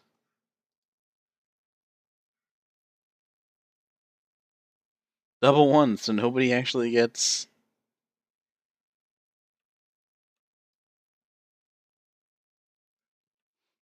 Nobody gets the brain damage. That's awesome. All right. So while Fast Frenzy pushes against 2 movement and 1 speed token.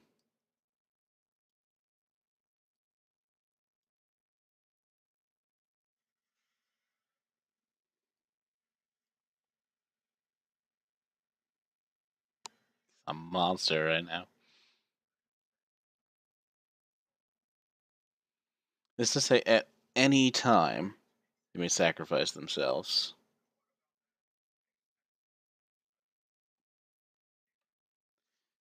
All right, then. Oh wait.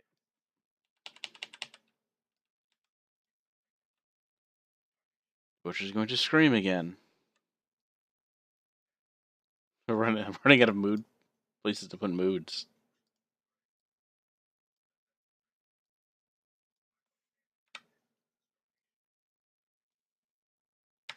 He frenzies too.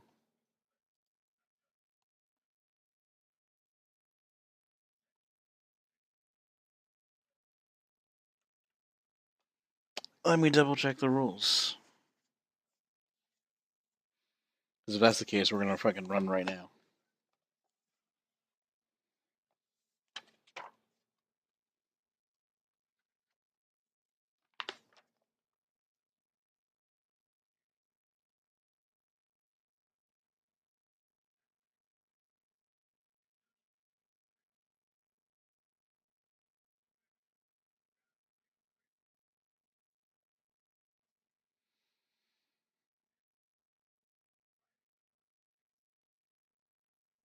And this is moods can be removed by some items or through conditions listed on the card. It doesn't say that you can only have one mood at a time.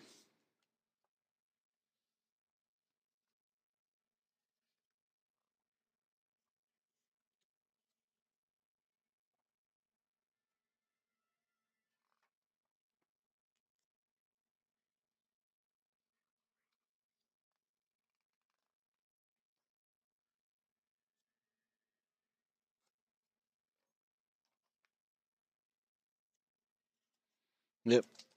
As far as I can tell in the rules, you can have as many moods as as exist. So he's screaming again.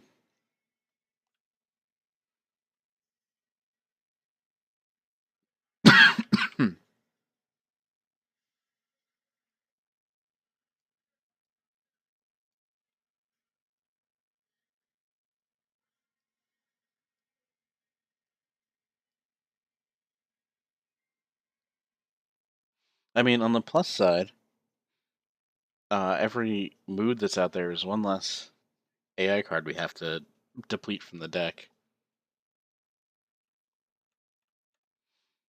And it is our turn again, because he decided to go through a pile of moods as his turn. And drive us all crazy.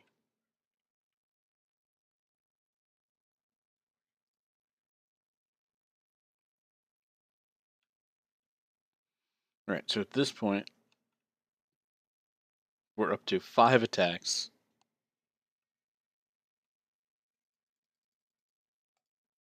Just gonna roll all 5 of them right there.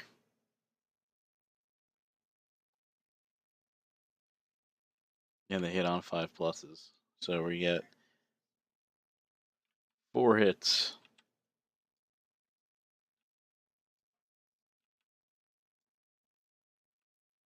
Yeah, no. Since this is activates at any time, we're gonna activate that Lantern Frenzy. And say game over for Laronk. You served us well, Laronk.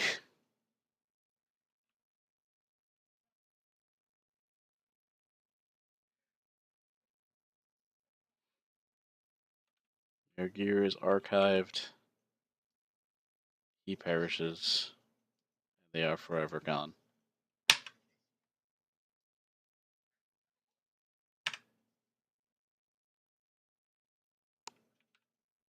I mean, it wouldn't be a TPK there, but I mean, it would render Kayleen pretty useless.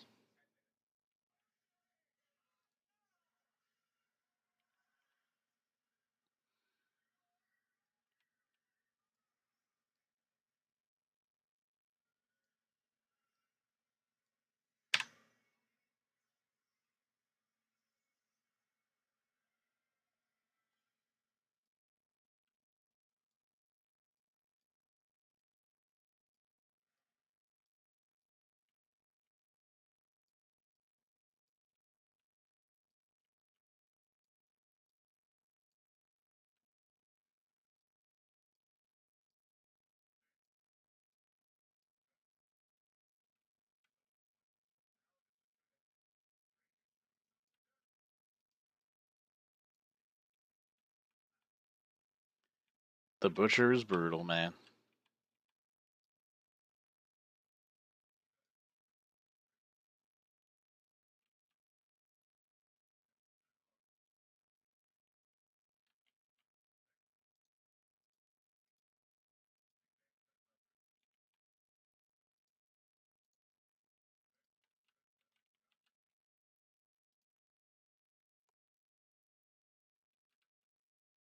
That's the first time I've lost that fight in a while. Not gonna lie.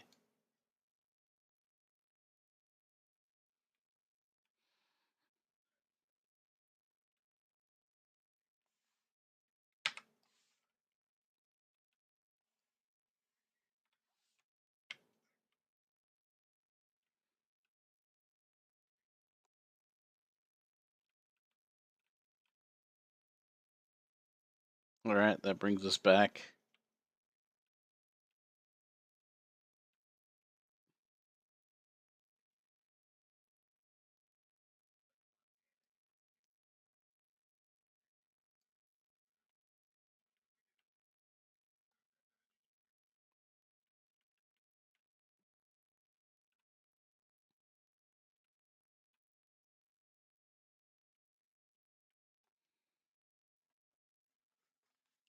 Ugh.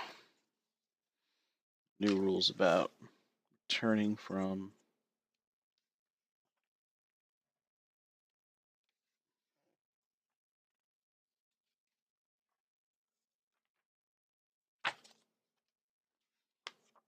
special showdowns.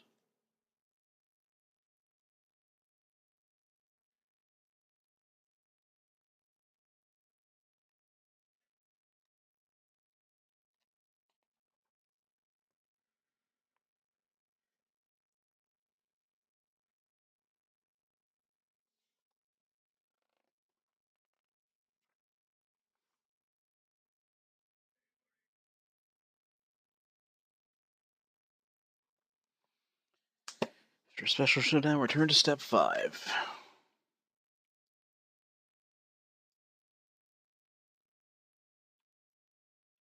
We're going to update our death count. Alright, so that's 3 survivor deaths.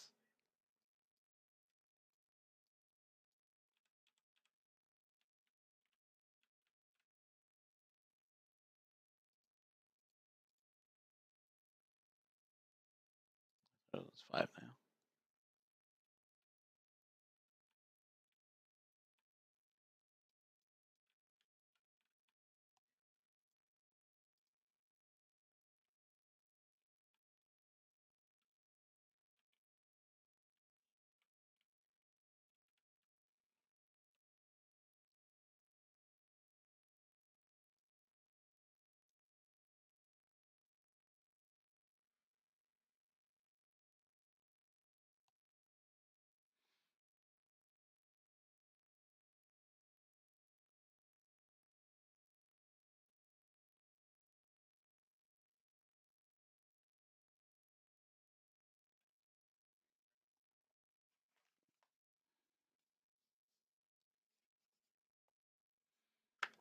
Yeah, they changed up this part a little bit from the last edition of the game. So I'm just reading up on that area. Special Showdowns now send you back along the track and do some fun stuff for you. After you get raped and lose all your guys.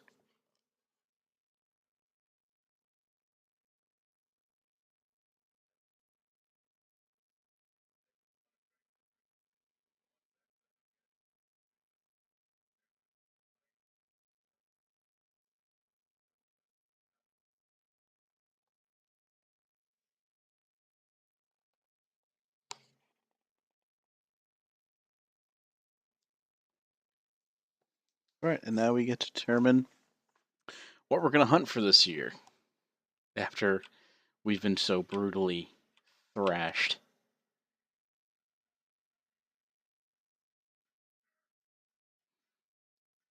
Now we do get an additional time to develop. We do have endeavors left from the last time. So let's pull some people out of training here. Who's unnamed? Oh, that's Valeria. You can't do shit because you're retired. So who are we pulling out of retirement? We have Aiden, Russ, Raphael, and Bulma left.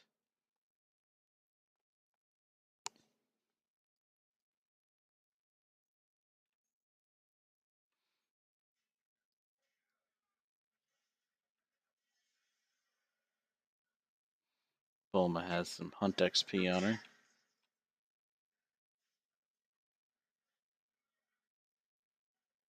Yeah, since we ignore the Aftermath, we don't update Hunt XP or anything for people that went on this hunt. Because we totally skipped the Aftermath. It's as though it didn't happen.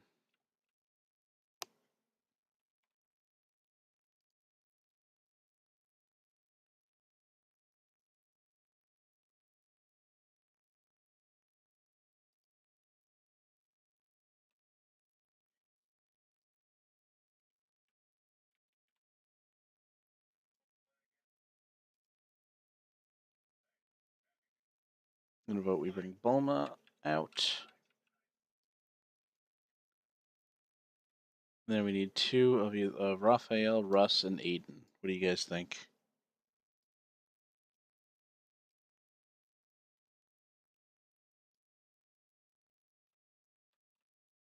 They're all just fresh little babies.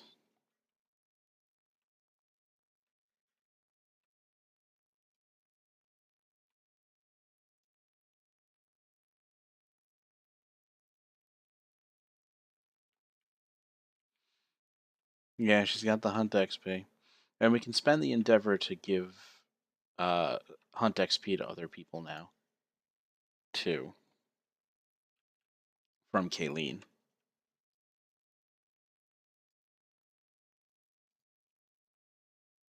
So we'll bring Aiden and Raphael, because that combination won't lead to anything terrible.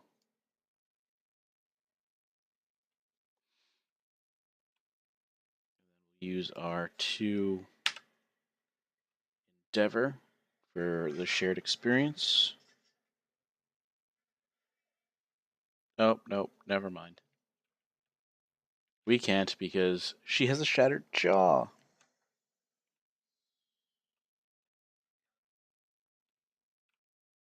So no hunt experience for people. Awesome.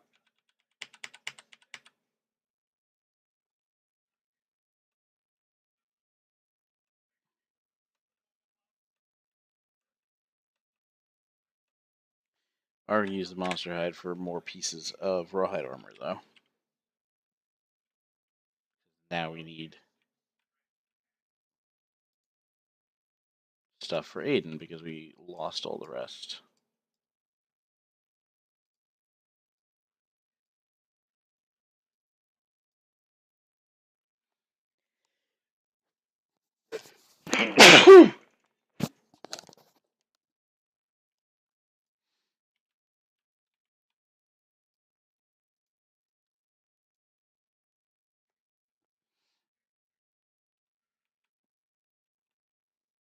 And we might as well give him the skullcap hammer.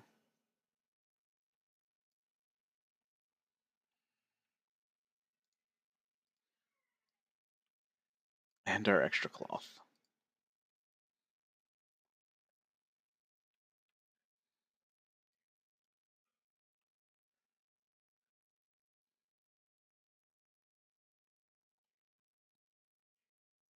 We really need to discover heat.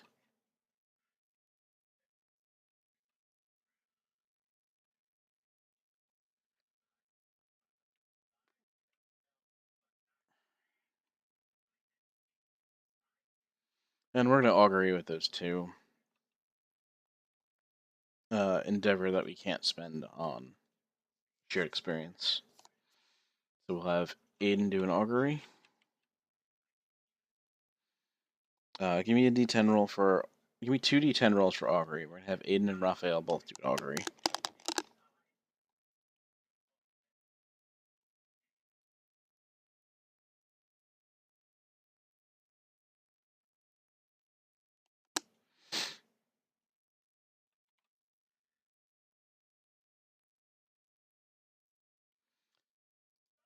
Nice. Looks like we're gonna be getting intimate.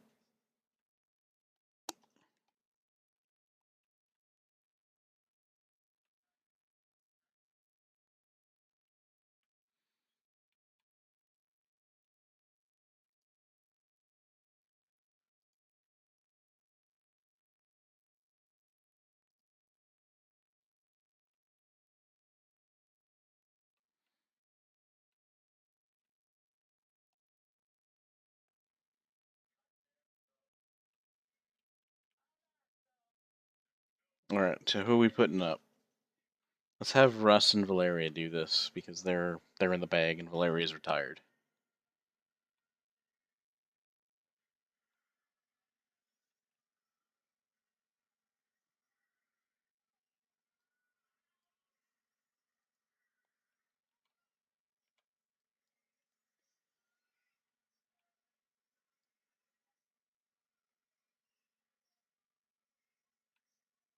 Seven. All right. So I guess we rolled a 7. Settlement gains +1 population. The male and female survivors share a deep bond and gain +10 survival each.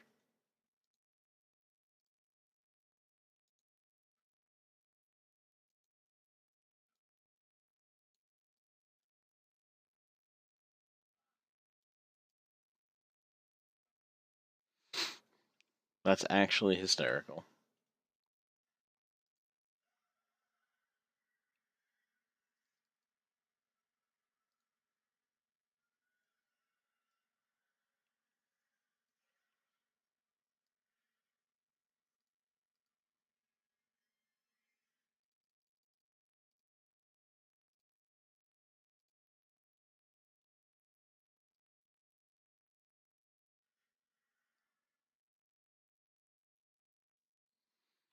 We're gonna need one more D10 for our.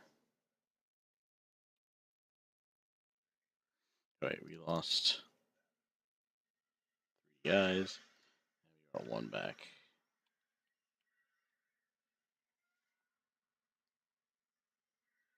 No, we also need a name for our new survivor. That we're going to make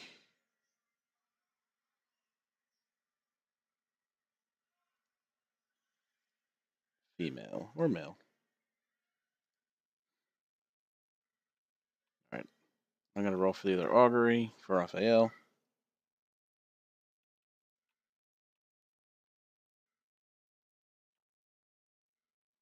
5 is gained 1 survival.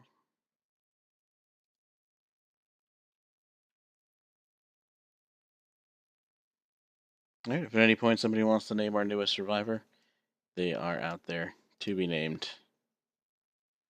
TBD.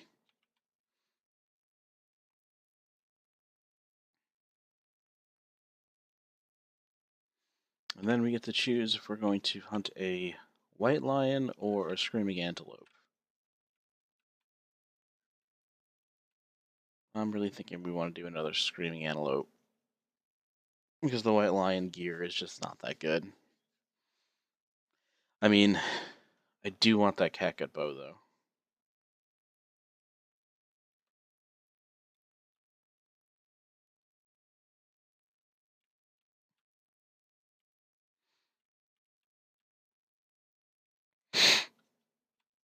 Yeah, we're going to do a white lion to try and get that catgut bow. We want some sinew.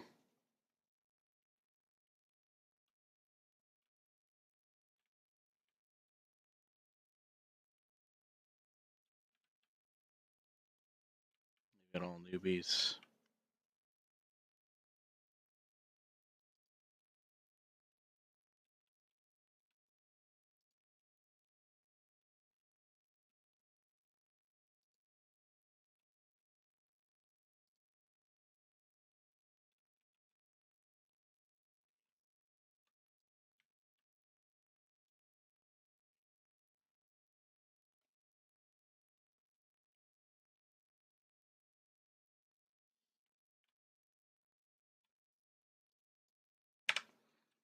Okay.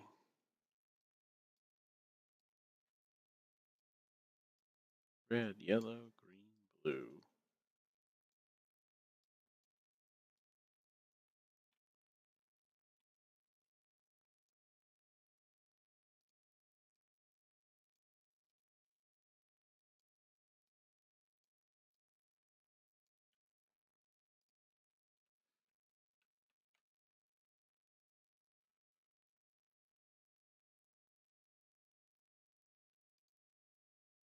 Okay. We're going to hunt a white lion in hopes of getting a catgut bow. Because it's really the only thing that they're worth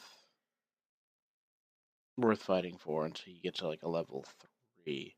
Maybe the Whisker Heart. Oh, Cat Eye Circle's good too, I guess. But the weapons and the armor aren't great, especially because all the armor's heavy. So Bulma is going to reveal the first hunt. Scratching grounds. Claw marks scar the ground. The survivors may choose to investigate. Each survivor that investigates gains +1 courage and rolls on the table.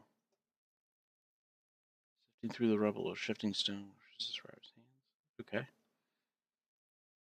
Unless anybody says otherwise, I think everyone's going to investigate. I feel like this is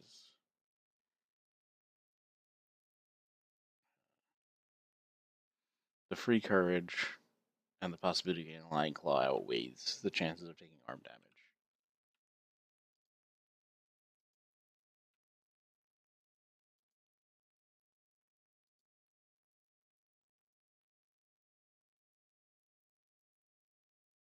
Alright, so the 9s are lion claws.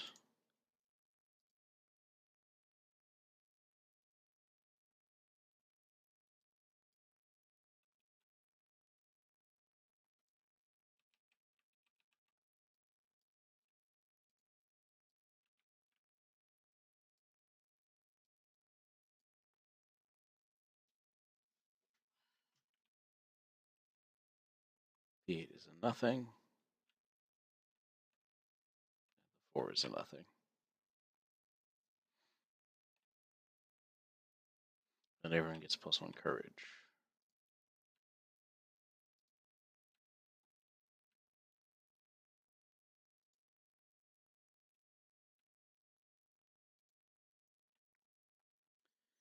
Which is going to make Kayleen bold.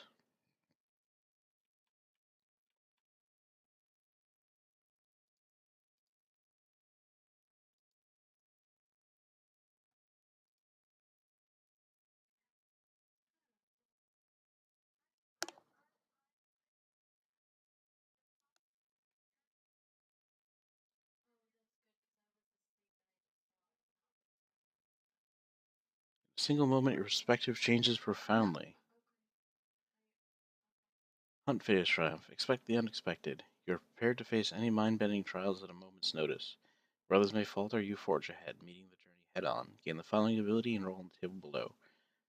Kayleen is now prepared. Rolling to determine a straggler, add your hunt experience to the roll. Roll a d10 for Kayleen. If anybody's there, roll a d10 for me while I mark off that we have prepared.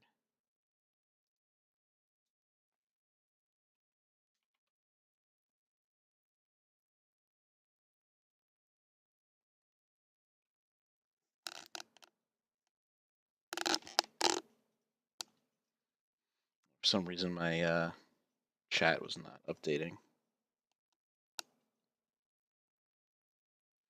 So I missed you and Franz rolling.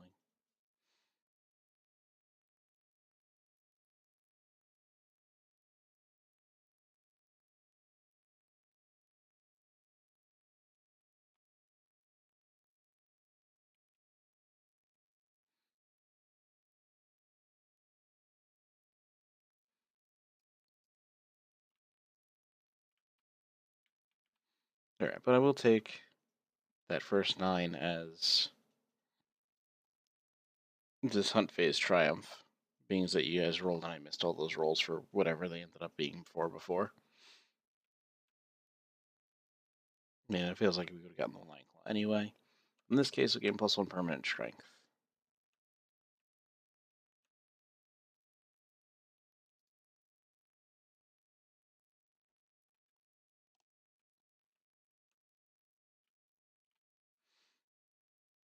And then we'll move on in the hunt phase. A crudely arranged effigy stands before the survivors, decorated with small metal trinkets, human fingers, and stuffed with dried tall grass. Their quarry sculpture confounds the survivors. The survivors gaze at the arrangement, attempting to glean the substance of the White Lion's bizarre inhuman intelligence. Each survivor gains +1 understanding and +1 insanity. So the White Lion built a sculpture, and we ran across it and have been pondering it. That reminds me. Everyone gets a survival and insanity for departing because of our bonuses.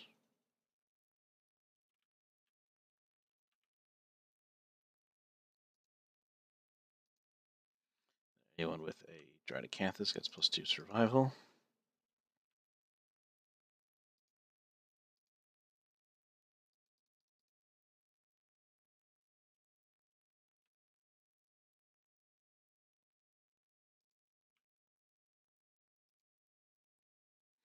I didn't know the lion was an artist.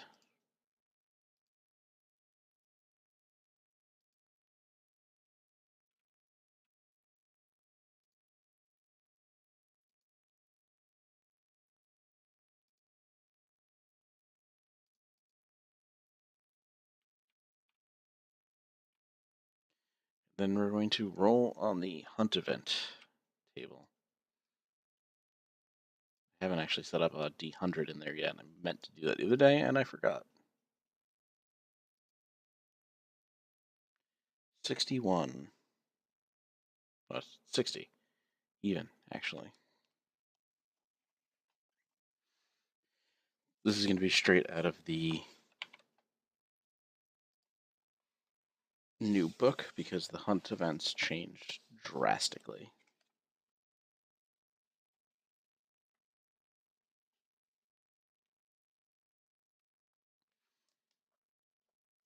Wildfire. A massive wall of flame obstructs the survivors, incinerating the ground. It has destroyed whatever awaited the survivors and left chaos in its wake. Archive all hunt event cards in the next 2 hunt spaces. Place 2 basic hunt event cards in those spaces.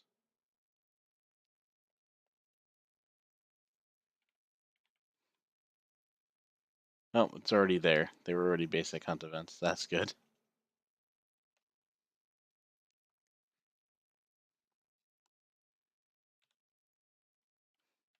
Random hunt event.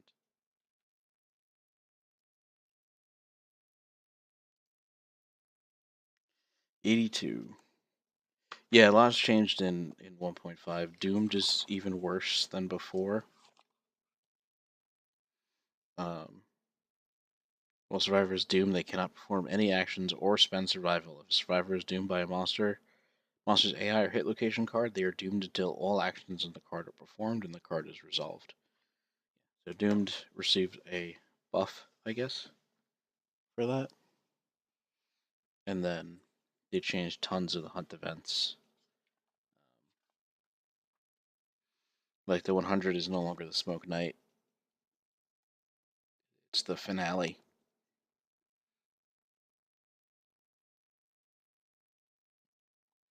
And then a bunch of the other hunt events changed. Yeah, Doomed really sucks. So 82 is Consuming Grass. Vibrant green grass grows in patches ahead of the survivors. Closer inspection of the delicate leaves reveals they are as sharp as any blade. Each survivor rolls 1d10. The lowest scoring survivor or survivors in the case of ties becomes a straggler. As the survivors carefully pick their way past the verdant hazards, the straggler stumbles into the brush. They roll 1d10. If any survivor has a whip, a hasty tether is made. They had a plus 4 to your roll. Alright, you guys roll a d10 and I'll roll for 2 of them.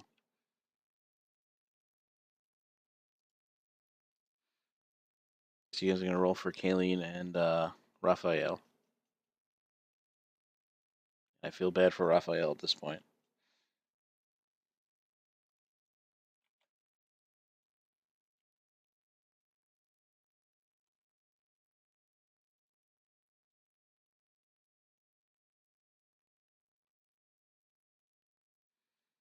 Oh snap! We're being raided, everybody.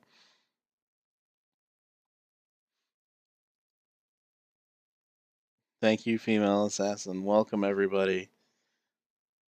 You're just in time to see someone get stumble around in blades of grass as sharp as swords.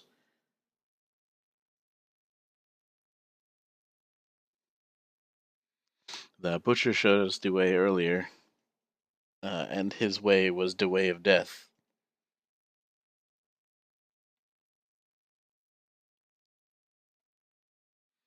Yes, we're playing Kingdom Death in Tabletop Simulator.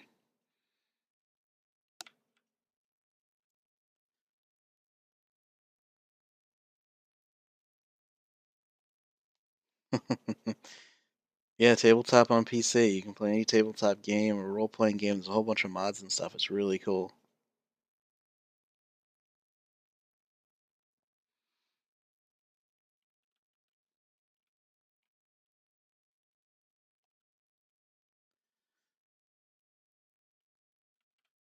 Alright, if anybody wants to join in and type in !D10, you can determine the fate of some of our survivors here.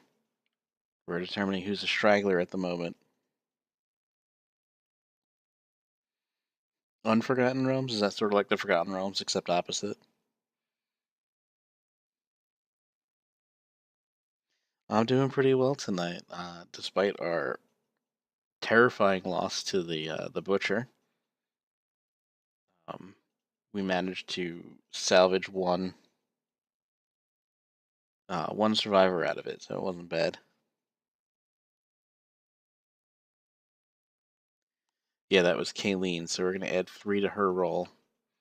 And since Female Assassin and Eric Nunez rolled 5s, that means Raphael rolled a 5 and Kayleen rolled a 5. Kayleen gets added Hunt XP to that, which makes it an 8. So Raphael becomes the straggler. And poor him needs to roll a d10 and see how badly this grass maims him. Dev, if you want to do the honors to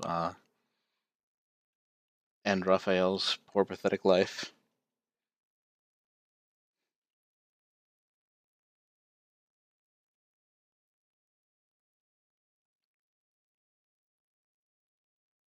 At a 10, all right.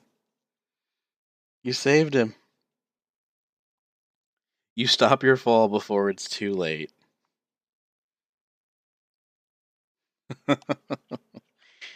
Oh, well, that wasn't as interesting as losing limbs to blades of grass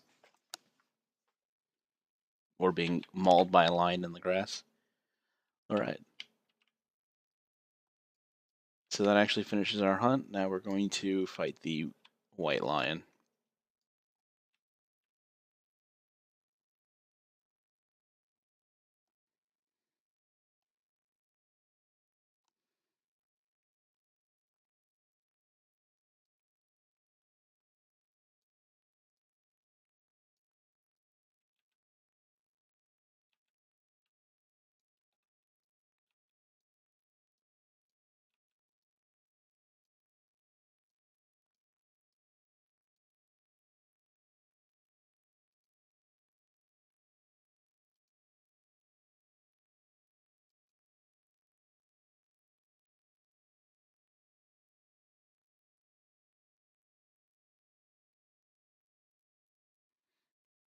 The white lion is too badass. As we know, animals are superior to humans in many ways. Jester. And one of them is not being cut by swordgrass. We will. Right now, I'm just going to set up our fight, and then you'll be able to roll to see if you guys can murder this lion or not.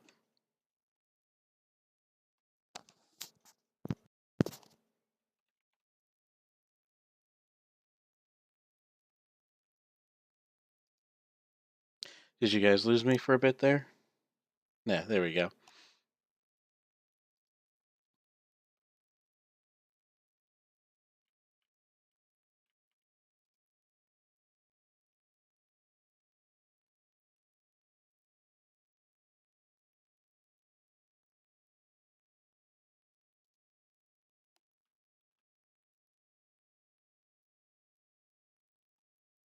That's a lovely white lion we'll be fighting.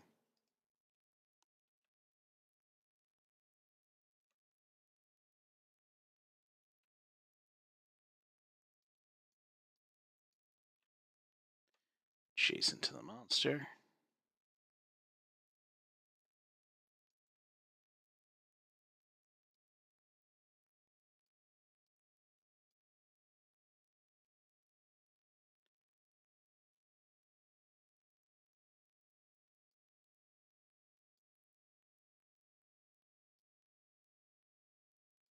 There.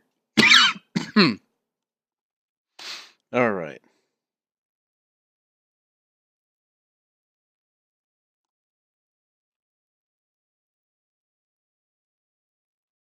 Yeah, try to get it with the music in the background, but it keeps looping out. But I can give it another shot once I'm done setting this all up here. 6 spaces from all the terrain.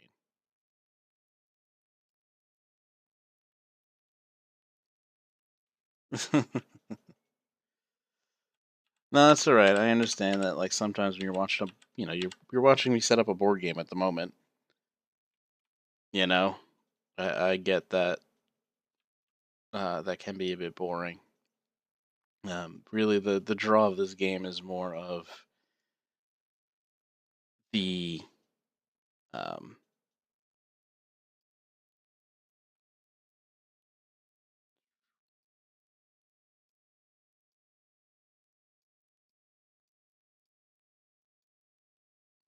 the feeling you get for the survivors. Um, because we're naming them, the guys here all named the settlement, which is actually incorrect here. actually New Orphandale. They name the survivors, and then they, a lot of the draw is determining, the attachment they have to a lot of these guys. But I will give Spotify another go and see if it's going to cooperate with me today.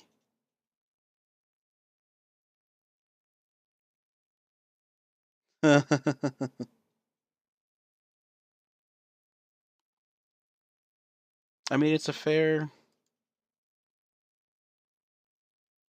it's a fair assessment. I mean, the only thing that sucks about music on Twitch is they end up muting your stream later. All right, so we're 6 spaces out, 6 spaces out.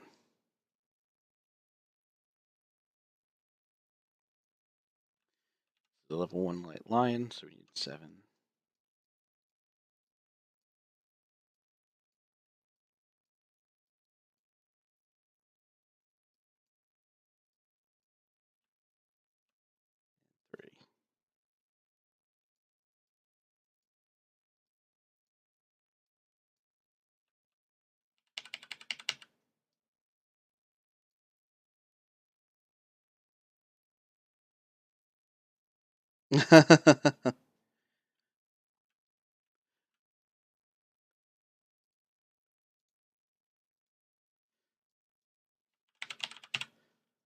All right, friends.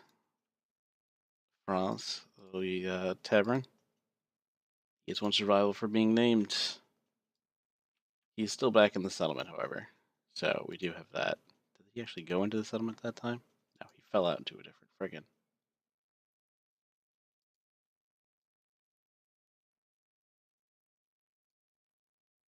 Yep.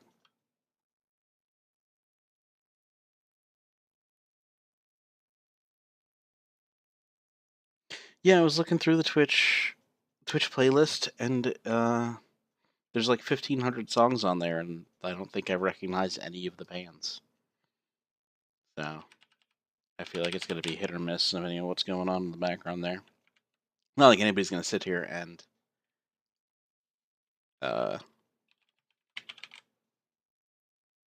watch this whole video 4 hours and be like, oh man, that's the spot, that's the spot.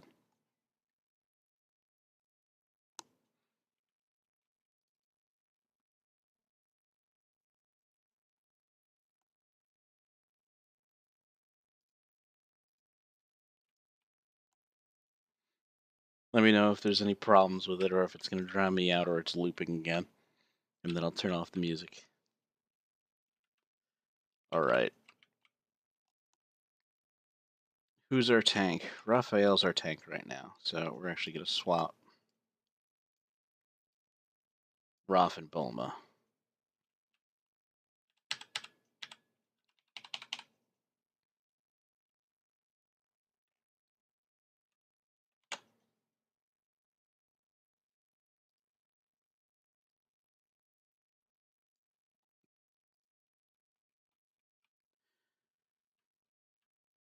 Alright. So those who are unfamiliar with this game, during a showdown, the monster attacks first. Unless we ambush it for some reason.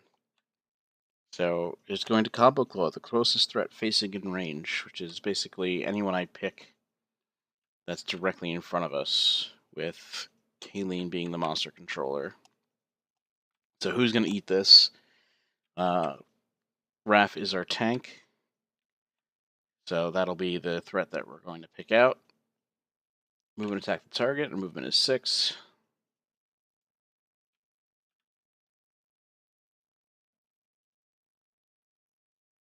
Raph actually has 3 evasion. He has 1 from our Survival of the Fittest, 1 from our Monster Grease, and 1 evasion from our Rawhide Vest combo right here. Puzzle pieces.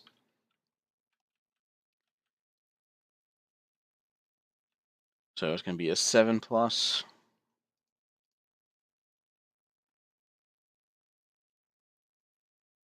The monster misses. Alright. So now here's where you guys come in. You get to roll some dice. At the moment, anybody can get in range and do some damage.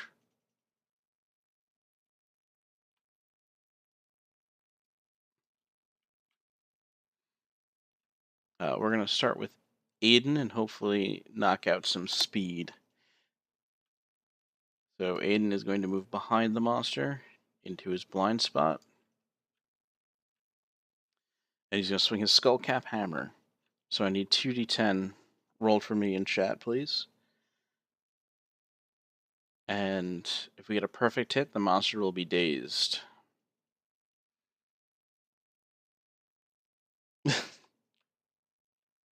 We're swinging a hammer around, Jester. We got a Skullcap Hammer. And on a 6+, we will hit. So there's one hit from Aragamis. Eric Nunez rolled a 9. That's 2 hits.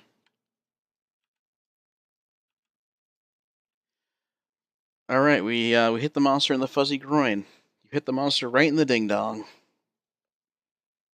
Good job, Aragamis. And the straining neck. So let's start with his ding-dong. Somebody roll me a d10 and let's see if we can damage the monster's dick. We get a 4 strength total, 3 from the Skullcap Hammer, 1 from Aiden's strength. Its toughness is an 8 normally, so on a 4+, we will wound. If we crit, we get the best effect, I think, in the entire game. We give the monster the persistent injury of Lost Ding Dong. So somebody please roll a 10.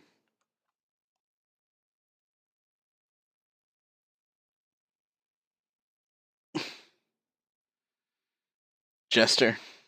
Jester, I love you. Alright. So the first thing that happens is we get the White Lion testes.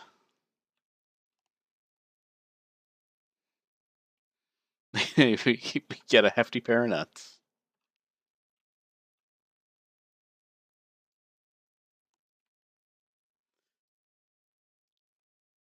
One of the AI cards goes into the wound stack. Does this damage?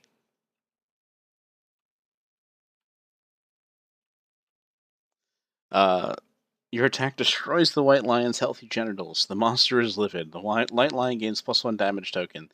The attacker permanently gains the priority target token.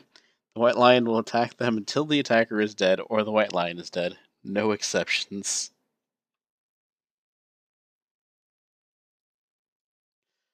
So, unfortunately for Aiden, he is the priority target for the remainder of the match until somebody's dead. And the lion is stronger than usual.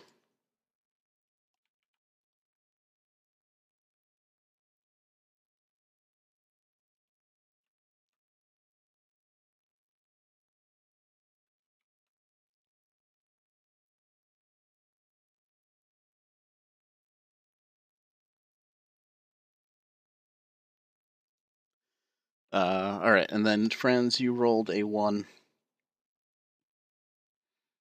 on the straining neck, so unfortunately we do not hit the monster's throat and do not do another point of damage.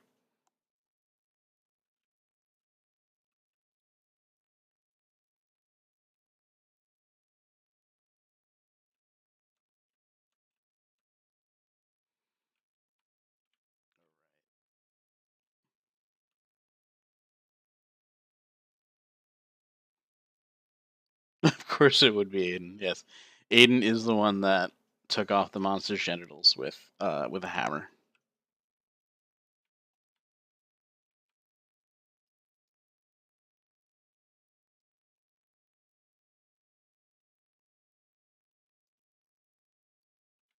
Right. Bulma is going to attack the monster from the blind spot, so I need 3 more d10.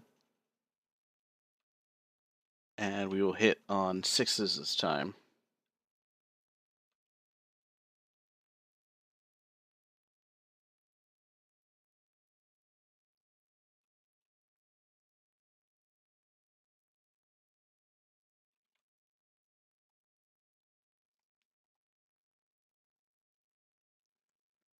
Wow, I can't believe the first shot of the game was right in the nuts.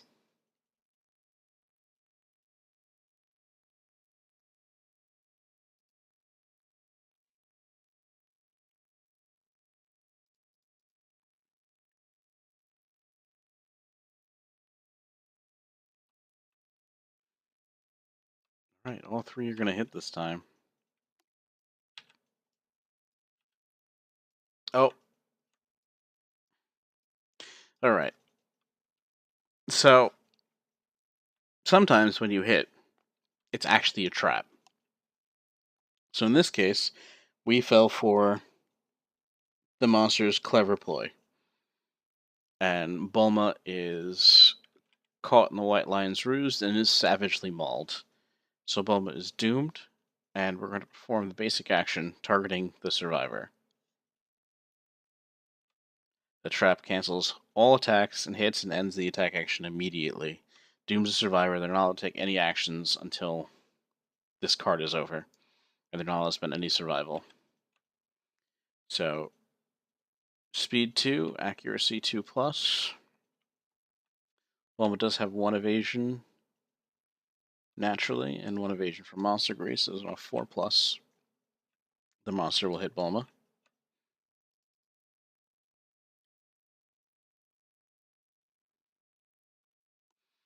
So 1 hit.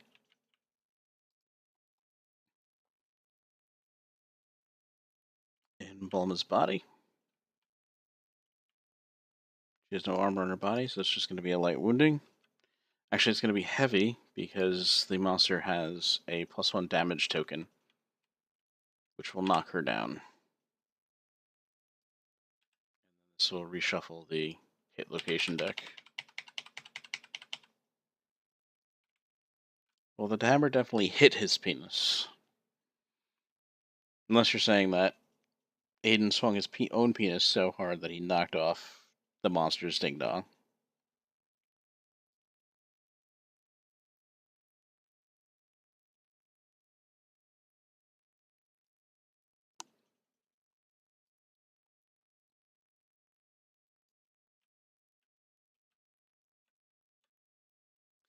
Alright, Raphael is going to continue with his dagger.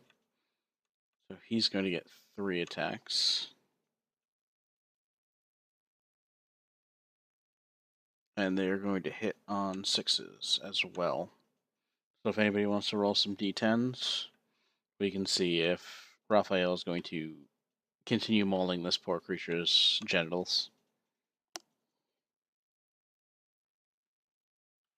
Because we just need to start putting some damage onto this thing, otherwise it's going to eventually maul us all. Or at least Aiden. Aiden likely won't survive this fight if we let it drag on for any length of time.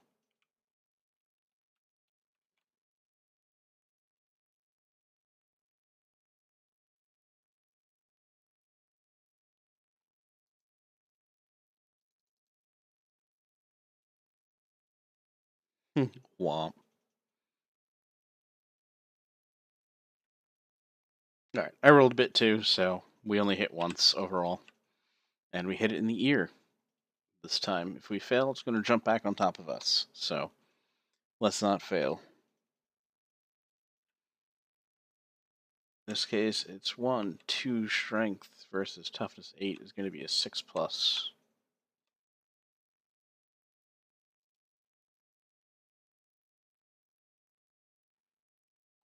Nope, failure. It's going to jump back, collide with Raphael, and knock him down.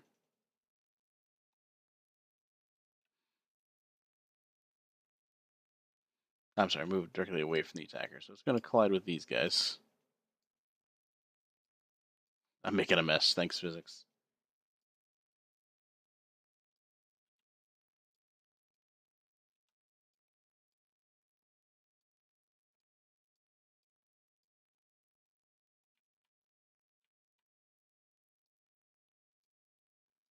That.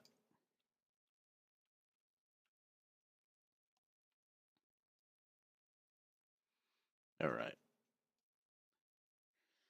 Kayleen's going to step up and attack with her King Spear.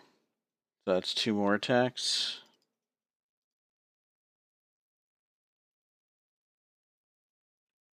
That's going to hit on a 6+, because nobody has any accuracy bonuses. It does hit once. If we fail to do damage here, the monster is going to full move in a straight line forward and grab Bulma and Aiden and drag them along the ground. So I'll leave this one up to you guys. Please roll me a d10 for damage. 5. And then we're going to add our 3 from the King Spear and 2 from Kayleen's strength. That'll give us a 10 total, which beats his toughness 8, which does wound. So we don't have to worry about the lion mauling the crap out of Bulma, at least. Because the lion was absolutely going to maul Aiden in a second. Because it's just now its turn. Alert, mood. When a survivor moves into a space within the zone of death, stop their movement. They gain the priority target token. Discard alert and perform basic action. Oh, great.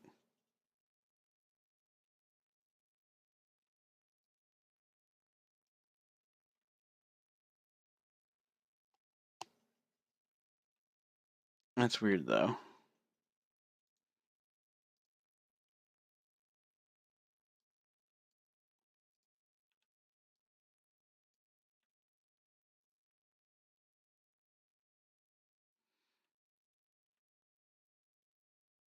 Okay, so basically the way this is going to interact is that anytime anybody moves inside that zone of death, the monster is going to attack Aiden. Because Aiden has the prior target token permanently. And for no reason can it change. Right, since both of these characters were knocked down before the monster's turn, they stand back up. Right. When the monster is knocked down, discard alert. Okay, so now at this point, we want to try and damage the lion without moving anywhere. So we'll start with another attack from Kayleen, since she has the best chance of doing damage. So I need 2 more attacks. 2 more d10.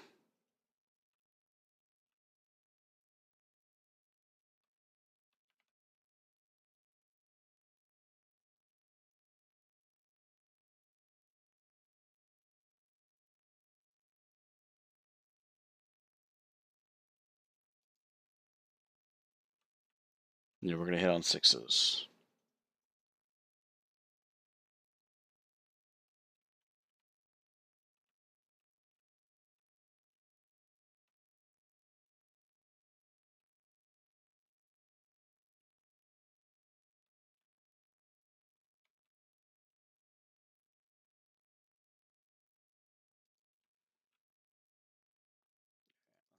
Attacks.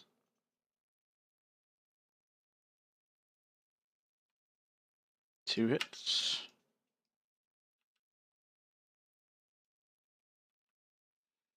The Beast's Maw and the Beast's Heel. There's no downside for the Beast's Heel, so let's damage that one first. So 5 strength, it's going to be a 3+ to wound. Crit.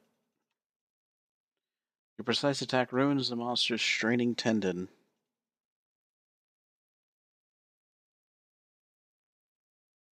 Thanks, Jester. Thanks for stopping by, man. It's always good to see you. Have a good night, my friend.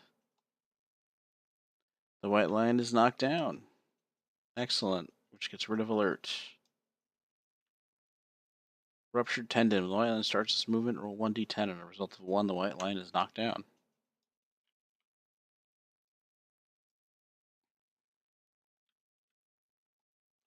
Second attack. We'll attack the Beast's Maw. The 5 is a wound.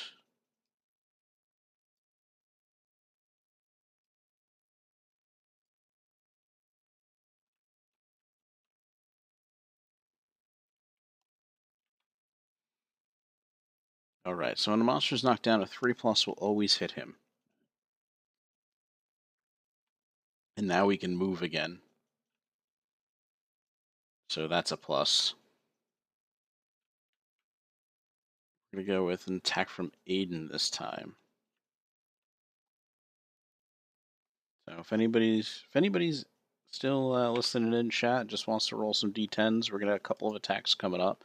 We're gonna start attacking with Aiden and his Skullcap Hammer, and then follow up with likely a Bone Dagger from Bulma, and followed by Raphael with his dagger. And then as long as we don't trigger any reactions, the white line will remain knocked down.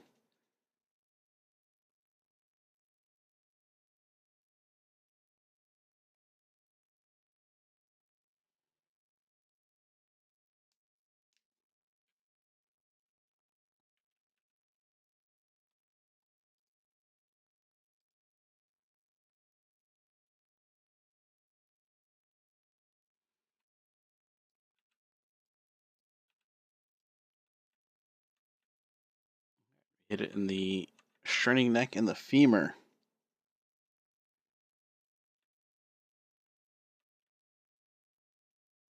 So let's attack the neck first and see if we can crush this thing's windpipe.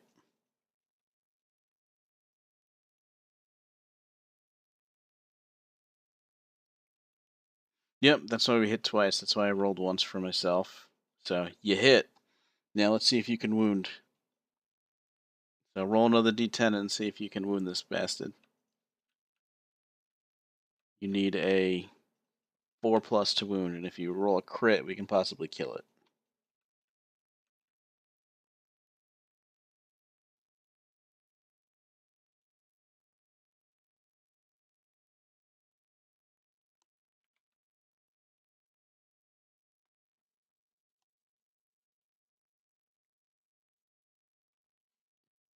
So I need one more d10 from you.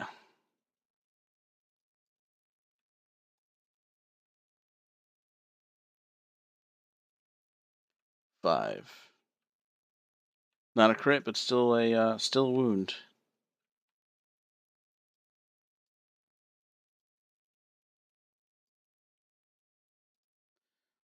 Let's see how I do. 9 is a wound. This is going way better than the butcher fight.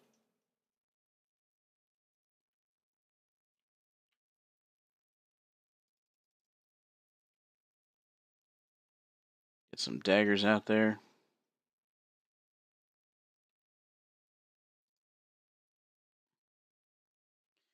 3 hits, this is going to be bad at some point. That trap card is still in there somewhere.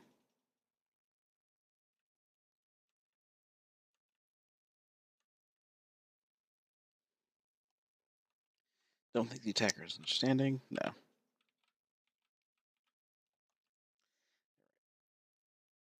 Let's do soft belly first. Then we'll do the ribs, and then we'll do the tricep. You need 6s to wound. That's a wound.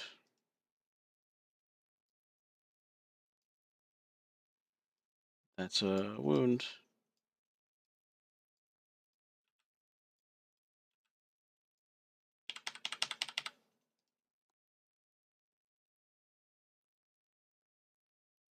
That was a crit.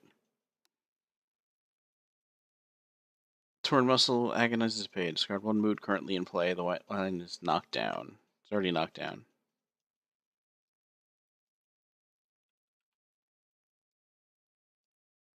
Right. Raphael's going to come in and he's going to attack with the bone dagger.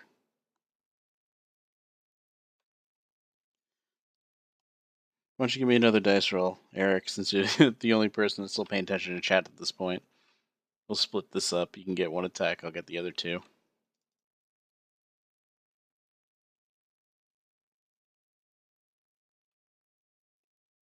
All we need is 3s, because he's still knocked down. But I mean, this is gonna activate a trap at some point.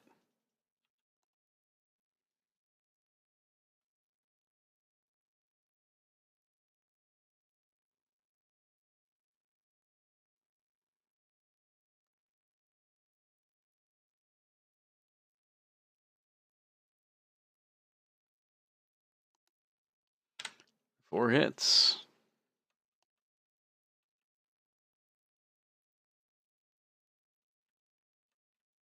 Oh god.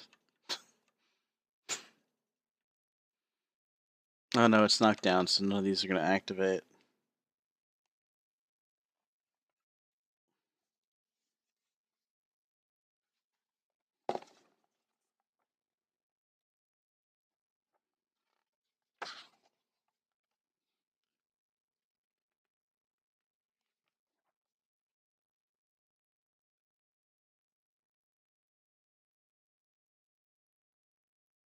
Cancel all reactions. Excellent. It is above a 3. Alright, so now roll the wound.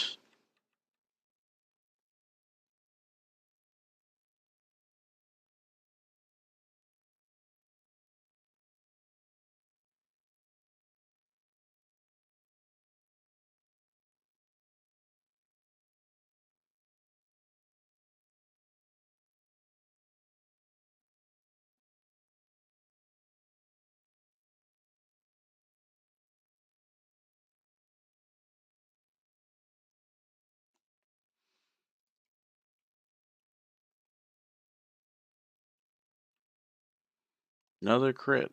Jesus. So when one survives, again, permanent strength. I will absolutely do that.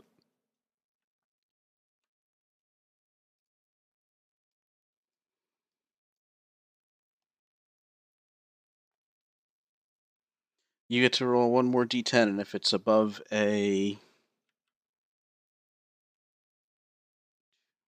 2, 3, if it's a 5 or more, you kill him.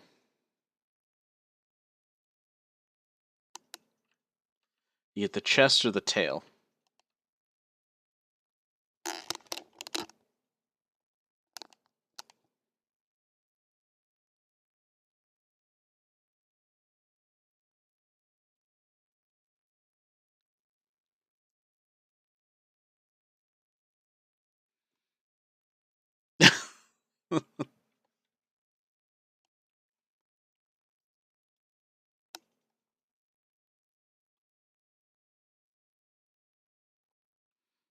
Well, you have one more chance.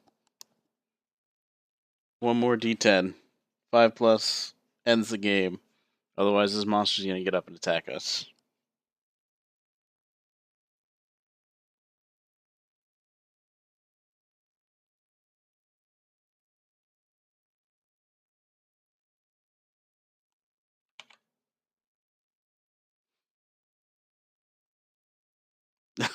Oh no.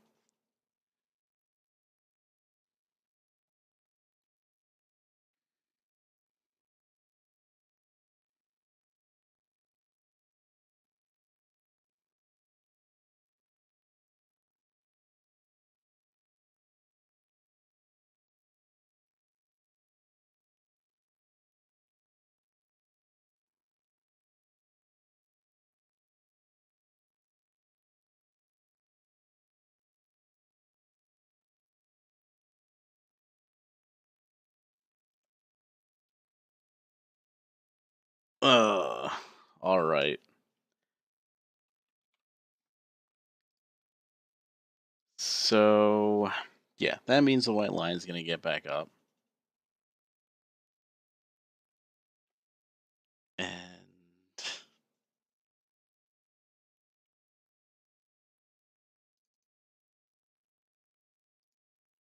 fuck our day up, I guess. Since there are no AI cards left, we do have to wound it one more time to kill it, but it only performs a basic action. In this case, it's going to do his priority target, which is Aiden, for 2 speed at a 2+ accuracy. He has 1 evasion, so it's going to be 3+. So 3 or higher hits Aiden. 2 hits. Aiden gets hit in the body twice, which he can take. So he will.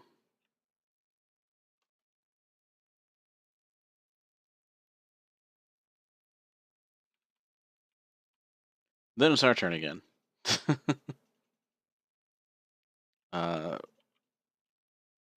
We're going to use... Ah, shit.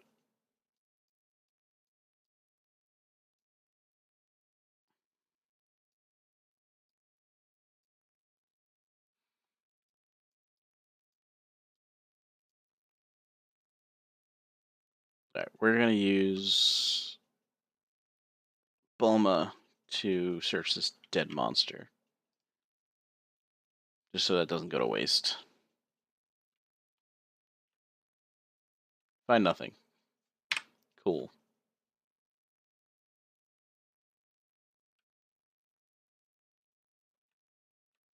Let's see Aiden finish him off. 2 more attacks at a 7+. Actually, he's going to walk around him. So on a 6+. So I'll roll 1, you get the other. I missed.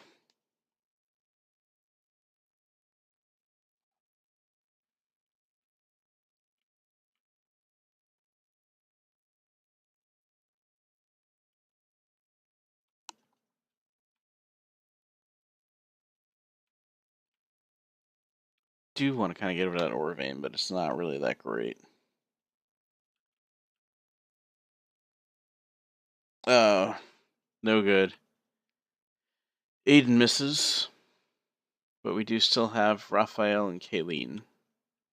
So we'll do Kayleen next. She gets 2 attacks at 6+.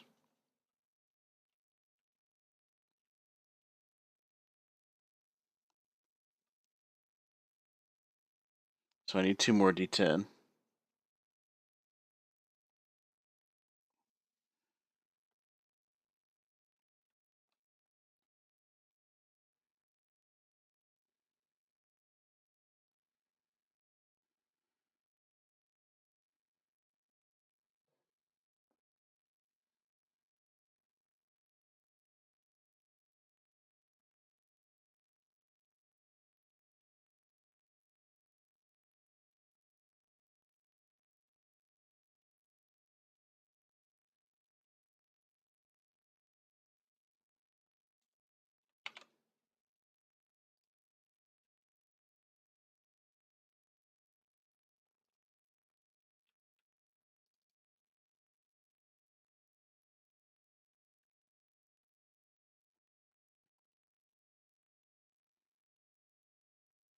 Alright, friends, you hit.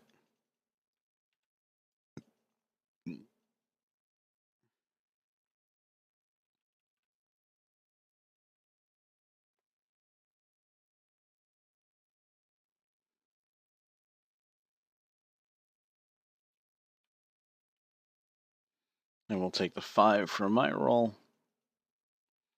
And I miss.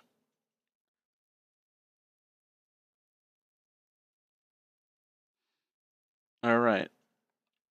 So she gets 3 from there and 2 from the strength. So 3+ to wound on you guys. So roll a d10 and let's see if we can kill it. As long as you don't roll a 1 or a 2.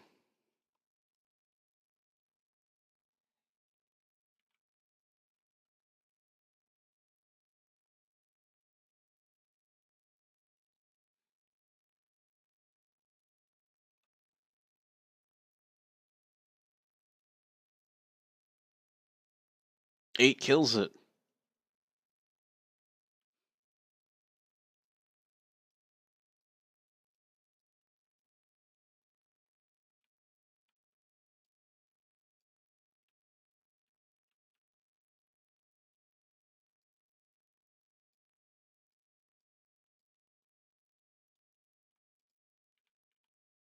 Alright.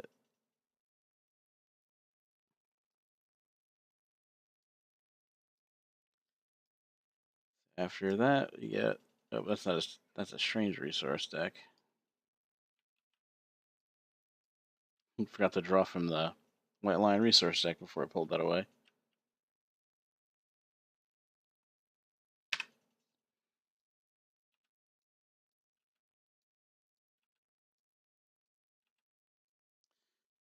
Actually, can't get that twice.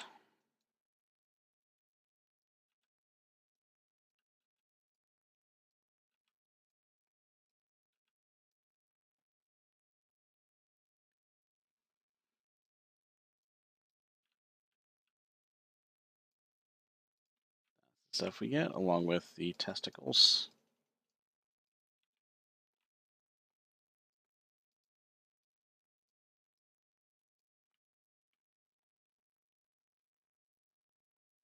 Yeah, unfortunately we can't get double nuts.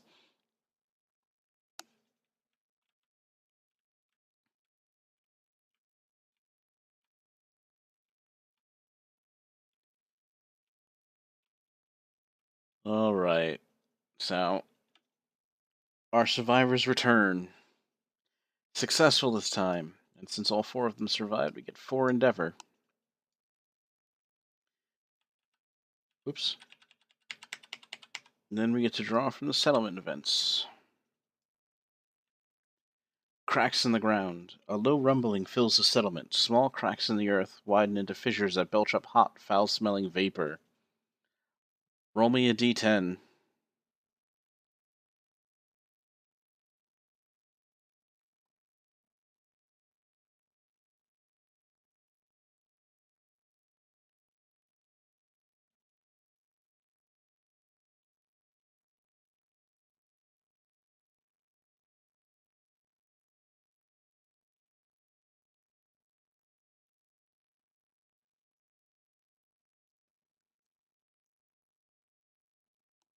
Oh, the returning survivor with the lowest movement falls into the crack. Roll off in the case of a tie. They are dead.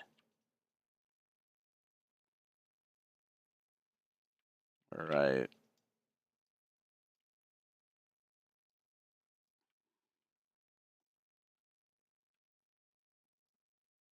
Everyone's got 5 movement right now. So the lowest out of these 4 dice, the corresponding color is going to fall into one of these cracks and die.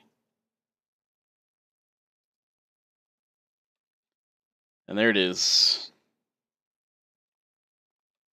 That 5 is the lowest. Oh, we get a Lankla.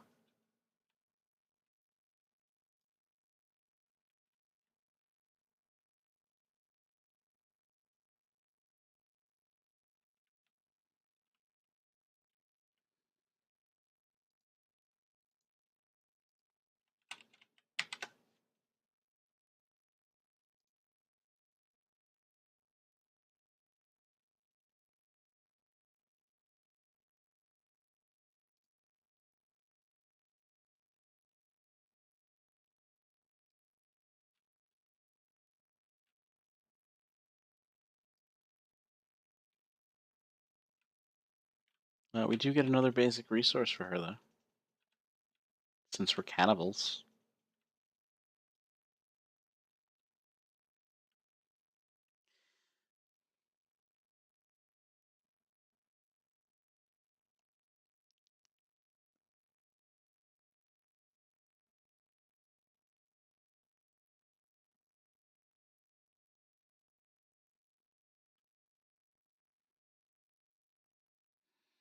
No, the Lion Balls are not like Dragon Balls. Plus, we need at least 6 more.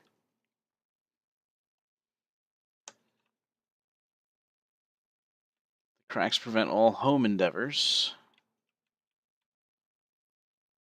We don't have any home at the moment. Vapor improves breathing. +1 to the resolve nightmare training. Right, we do have a shrine. A hunt shrine. Alright, so we can't use that. So, moving on. Update our death count. Bye, Bulma.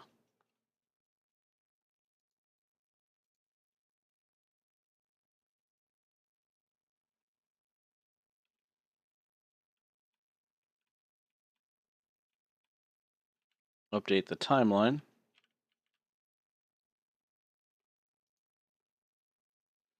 We get to do the Hands of Heat event. I think we're finally going to learn Heat.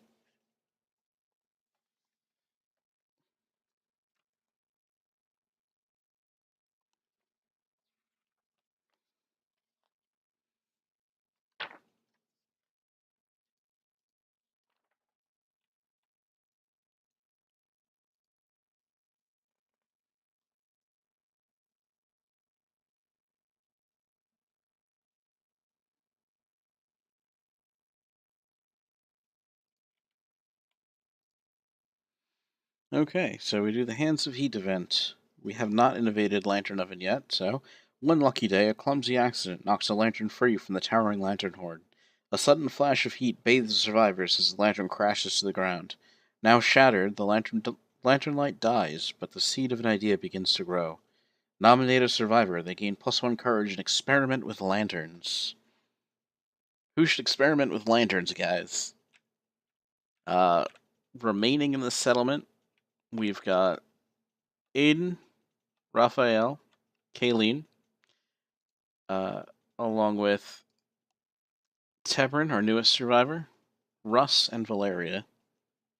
Valeria is retired because she is scared of the dark. She will never hunt again.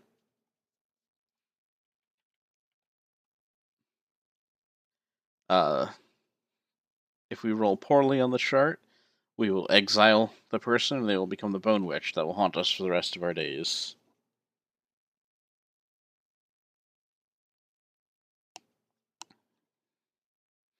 Alright. Raphael.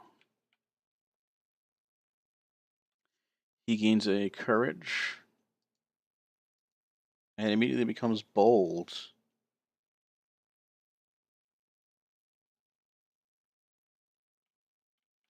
Yes, in this world, there is no natural light. There's basically no such thing as natural light. The only light comes from the lanterns that exist in the world. Otherwise, everything is pitch black.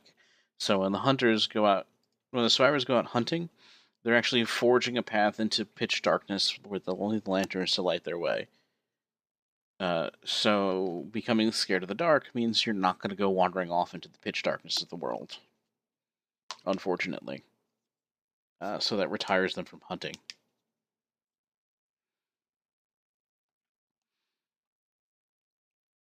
Now that Raphael gained his courage, he actually becomes bold.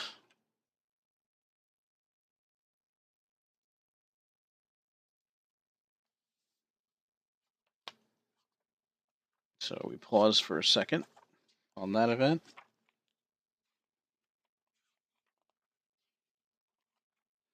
And become bold, just like Kayleen was a little while ago. In a single moment, your perspective changes profoundly.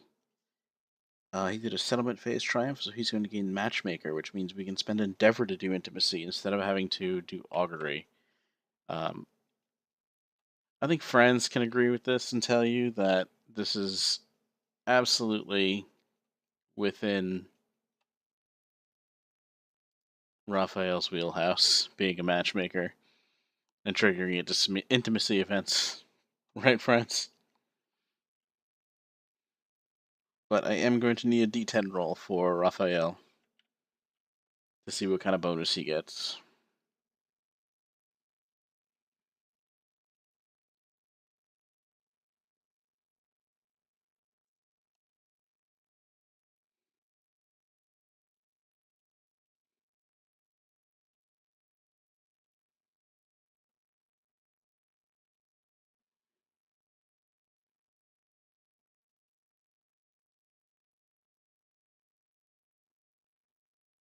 Gain 1 endeavor this settlement phase.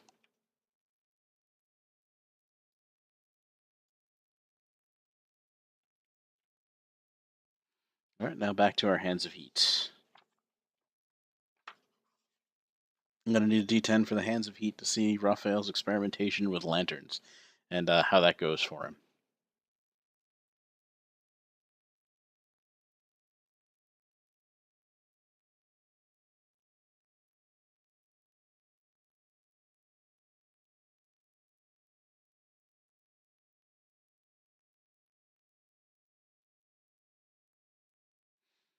And hopefully, if he rolls low or poorly, then we're going to use his lifetime reroll to not get the Bone Witch event. And I'll probably be streaming for another hour-ish. I got to get out of here by 2 a.m. my time. I don't know what time zone you're in, but I'm in the Eastern time zone. I've got somebody to pick up on the a train at 2:30. Well, glad we have that lifetime reroll. Thanks for stopping in, Eric. I know you came in with the raid, but thanks for sticking around. Thanks for getting involved. I hope you enjoyed playing the game. I'm going to be doing this every Saturday night if you want to see where the settlement goes and watch it slowly dwindle down to nothing and die. Yeah. So, friends, once per lifetime, a survival may reroll a single roll result. So, try that again.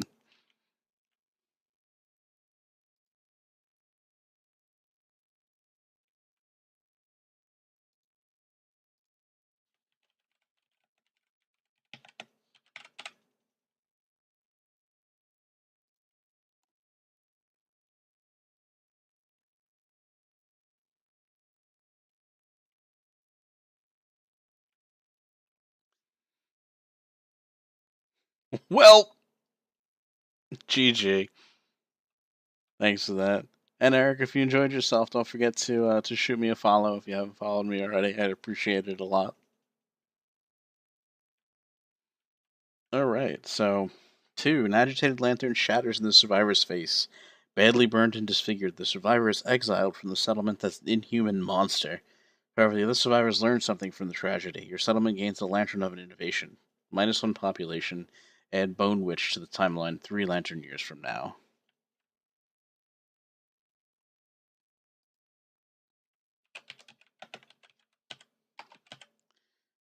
This settlement, this settlement's not going well.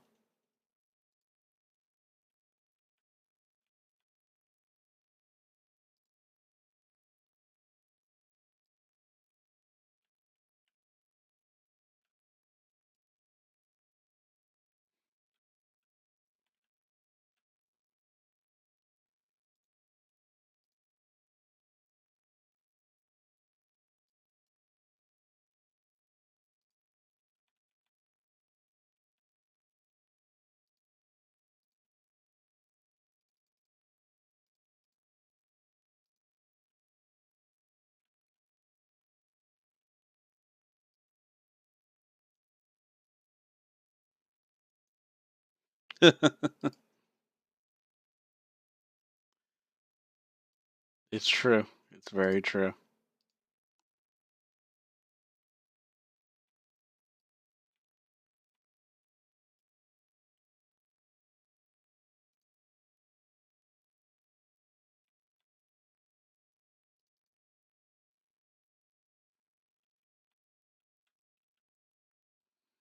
Wow. Alright, so at least we got the lantern oven.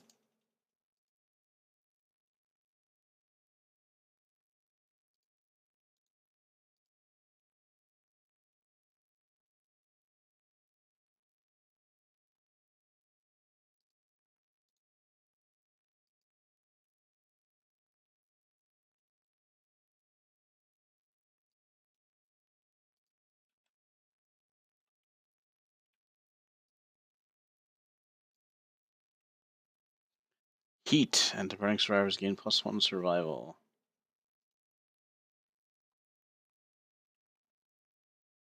Lantern consequences are added to the deck.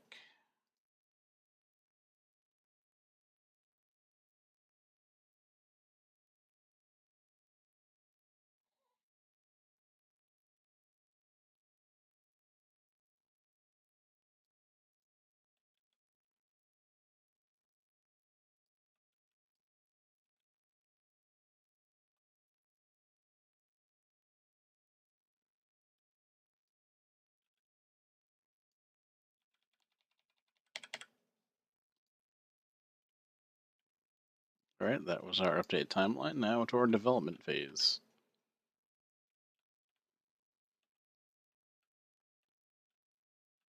So we have heat. So with bone and scrap, we can make scrap swords and scrap daggers now. We can also build monster necklaces with scrap and bone.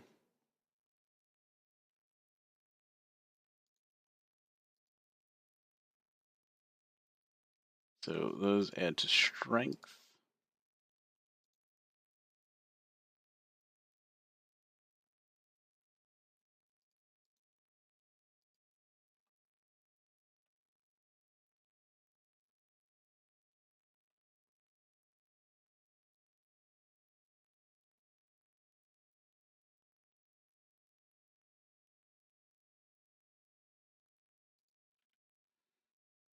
Don't want to forget.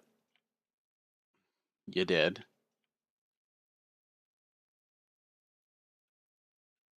Oh god, we lost like everybody.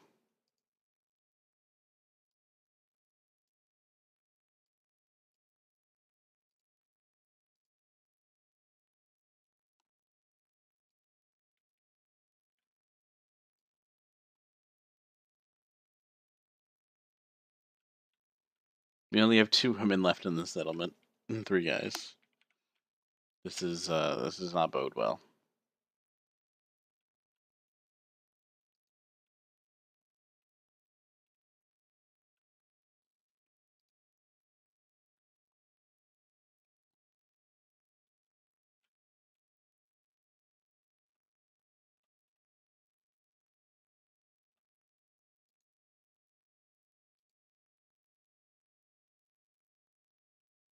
Let's see where we're at. Whisker Harp. Discard a mood currently in play. Golden Whiskers and a Bone. Yeah. Get rid of the Golden Whiskers and a Bone. Made the Whisker Harp.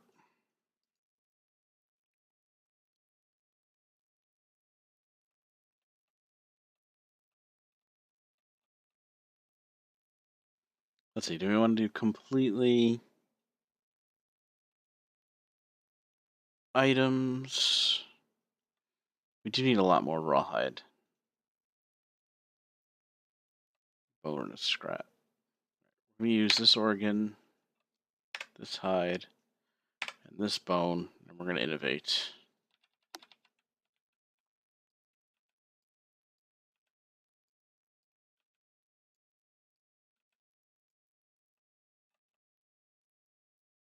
Nightmare Training, Hovel,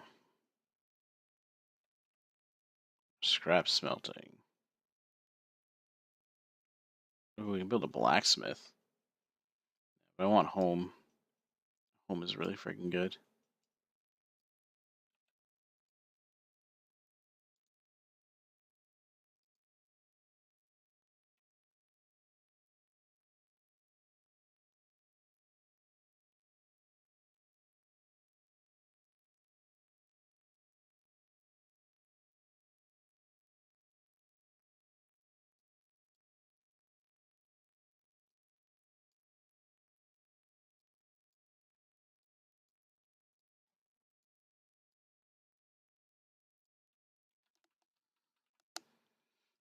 Alright.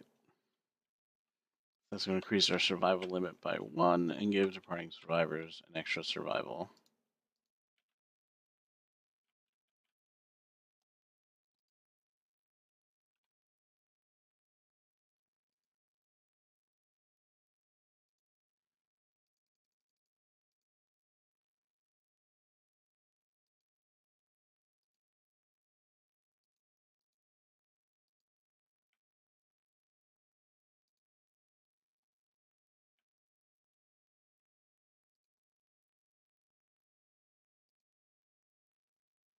Alright, so moving on. We've got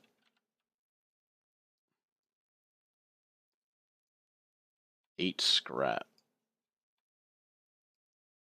Bone, hide, organ.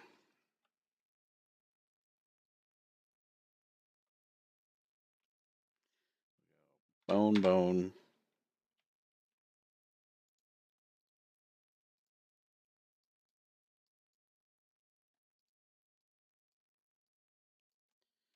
Scrap, scrap.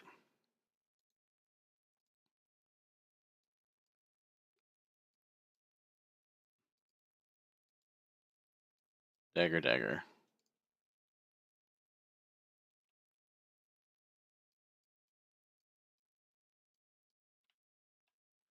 And then we'll replace bone daggers with scrap daggers.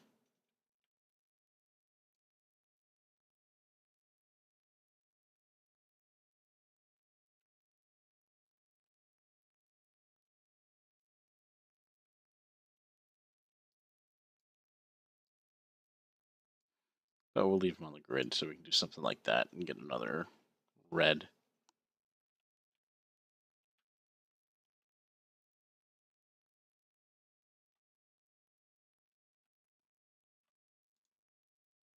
That way, next time we get more bone, we can give people +2 strength.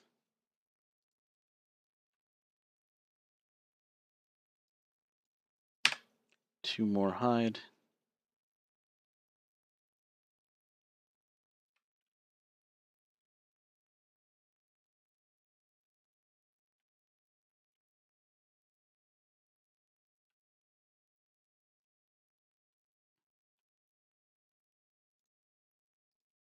Make some more gloves. Boots.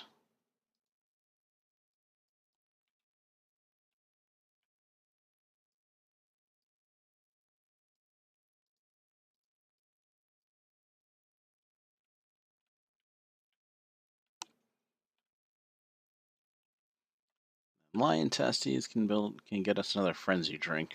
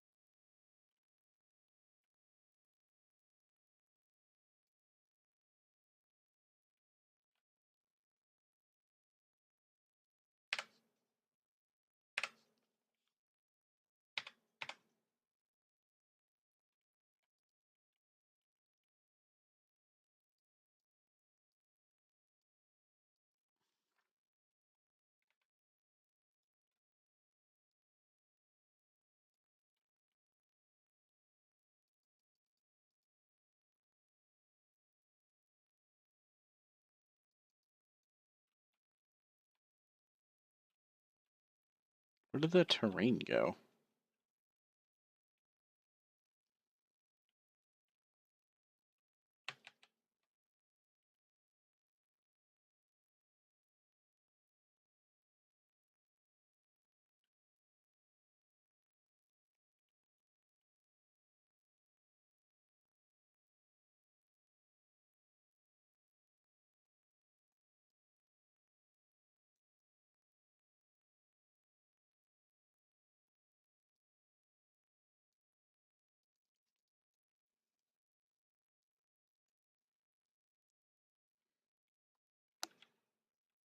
Alright, so anyway.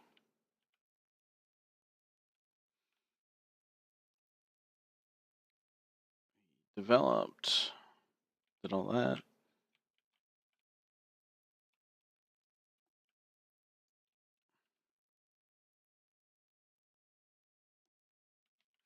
I'll figure out how to repair that later. Alright. And I think I'm going to call it here. It's 1:30. I'm not going to be able to get through another hunt. And I do have to pick someone up from the train station at 2:30 this afternoon. Evening. Oh, we forgot to spend endeavors.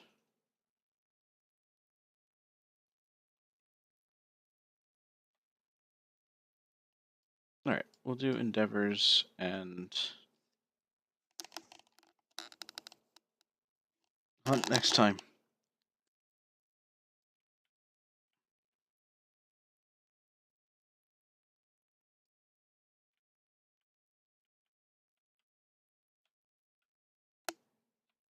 But all right, thanks everybody for tuning in.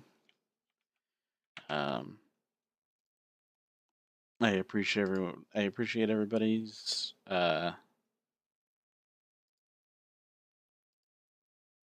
interaction, and I hope to see you all next week so we can watch the settlement crash and burn, and have our first failed settlement. Because there is in fact a lost settlement track here. Because not only do you keep track of how many deaths you have per settlement, you keep track of how many settlements have died. Have a good night. Thanks for stopping by. Thanks for sticking it out, friends.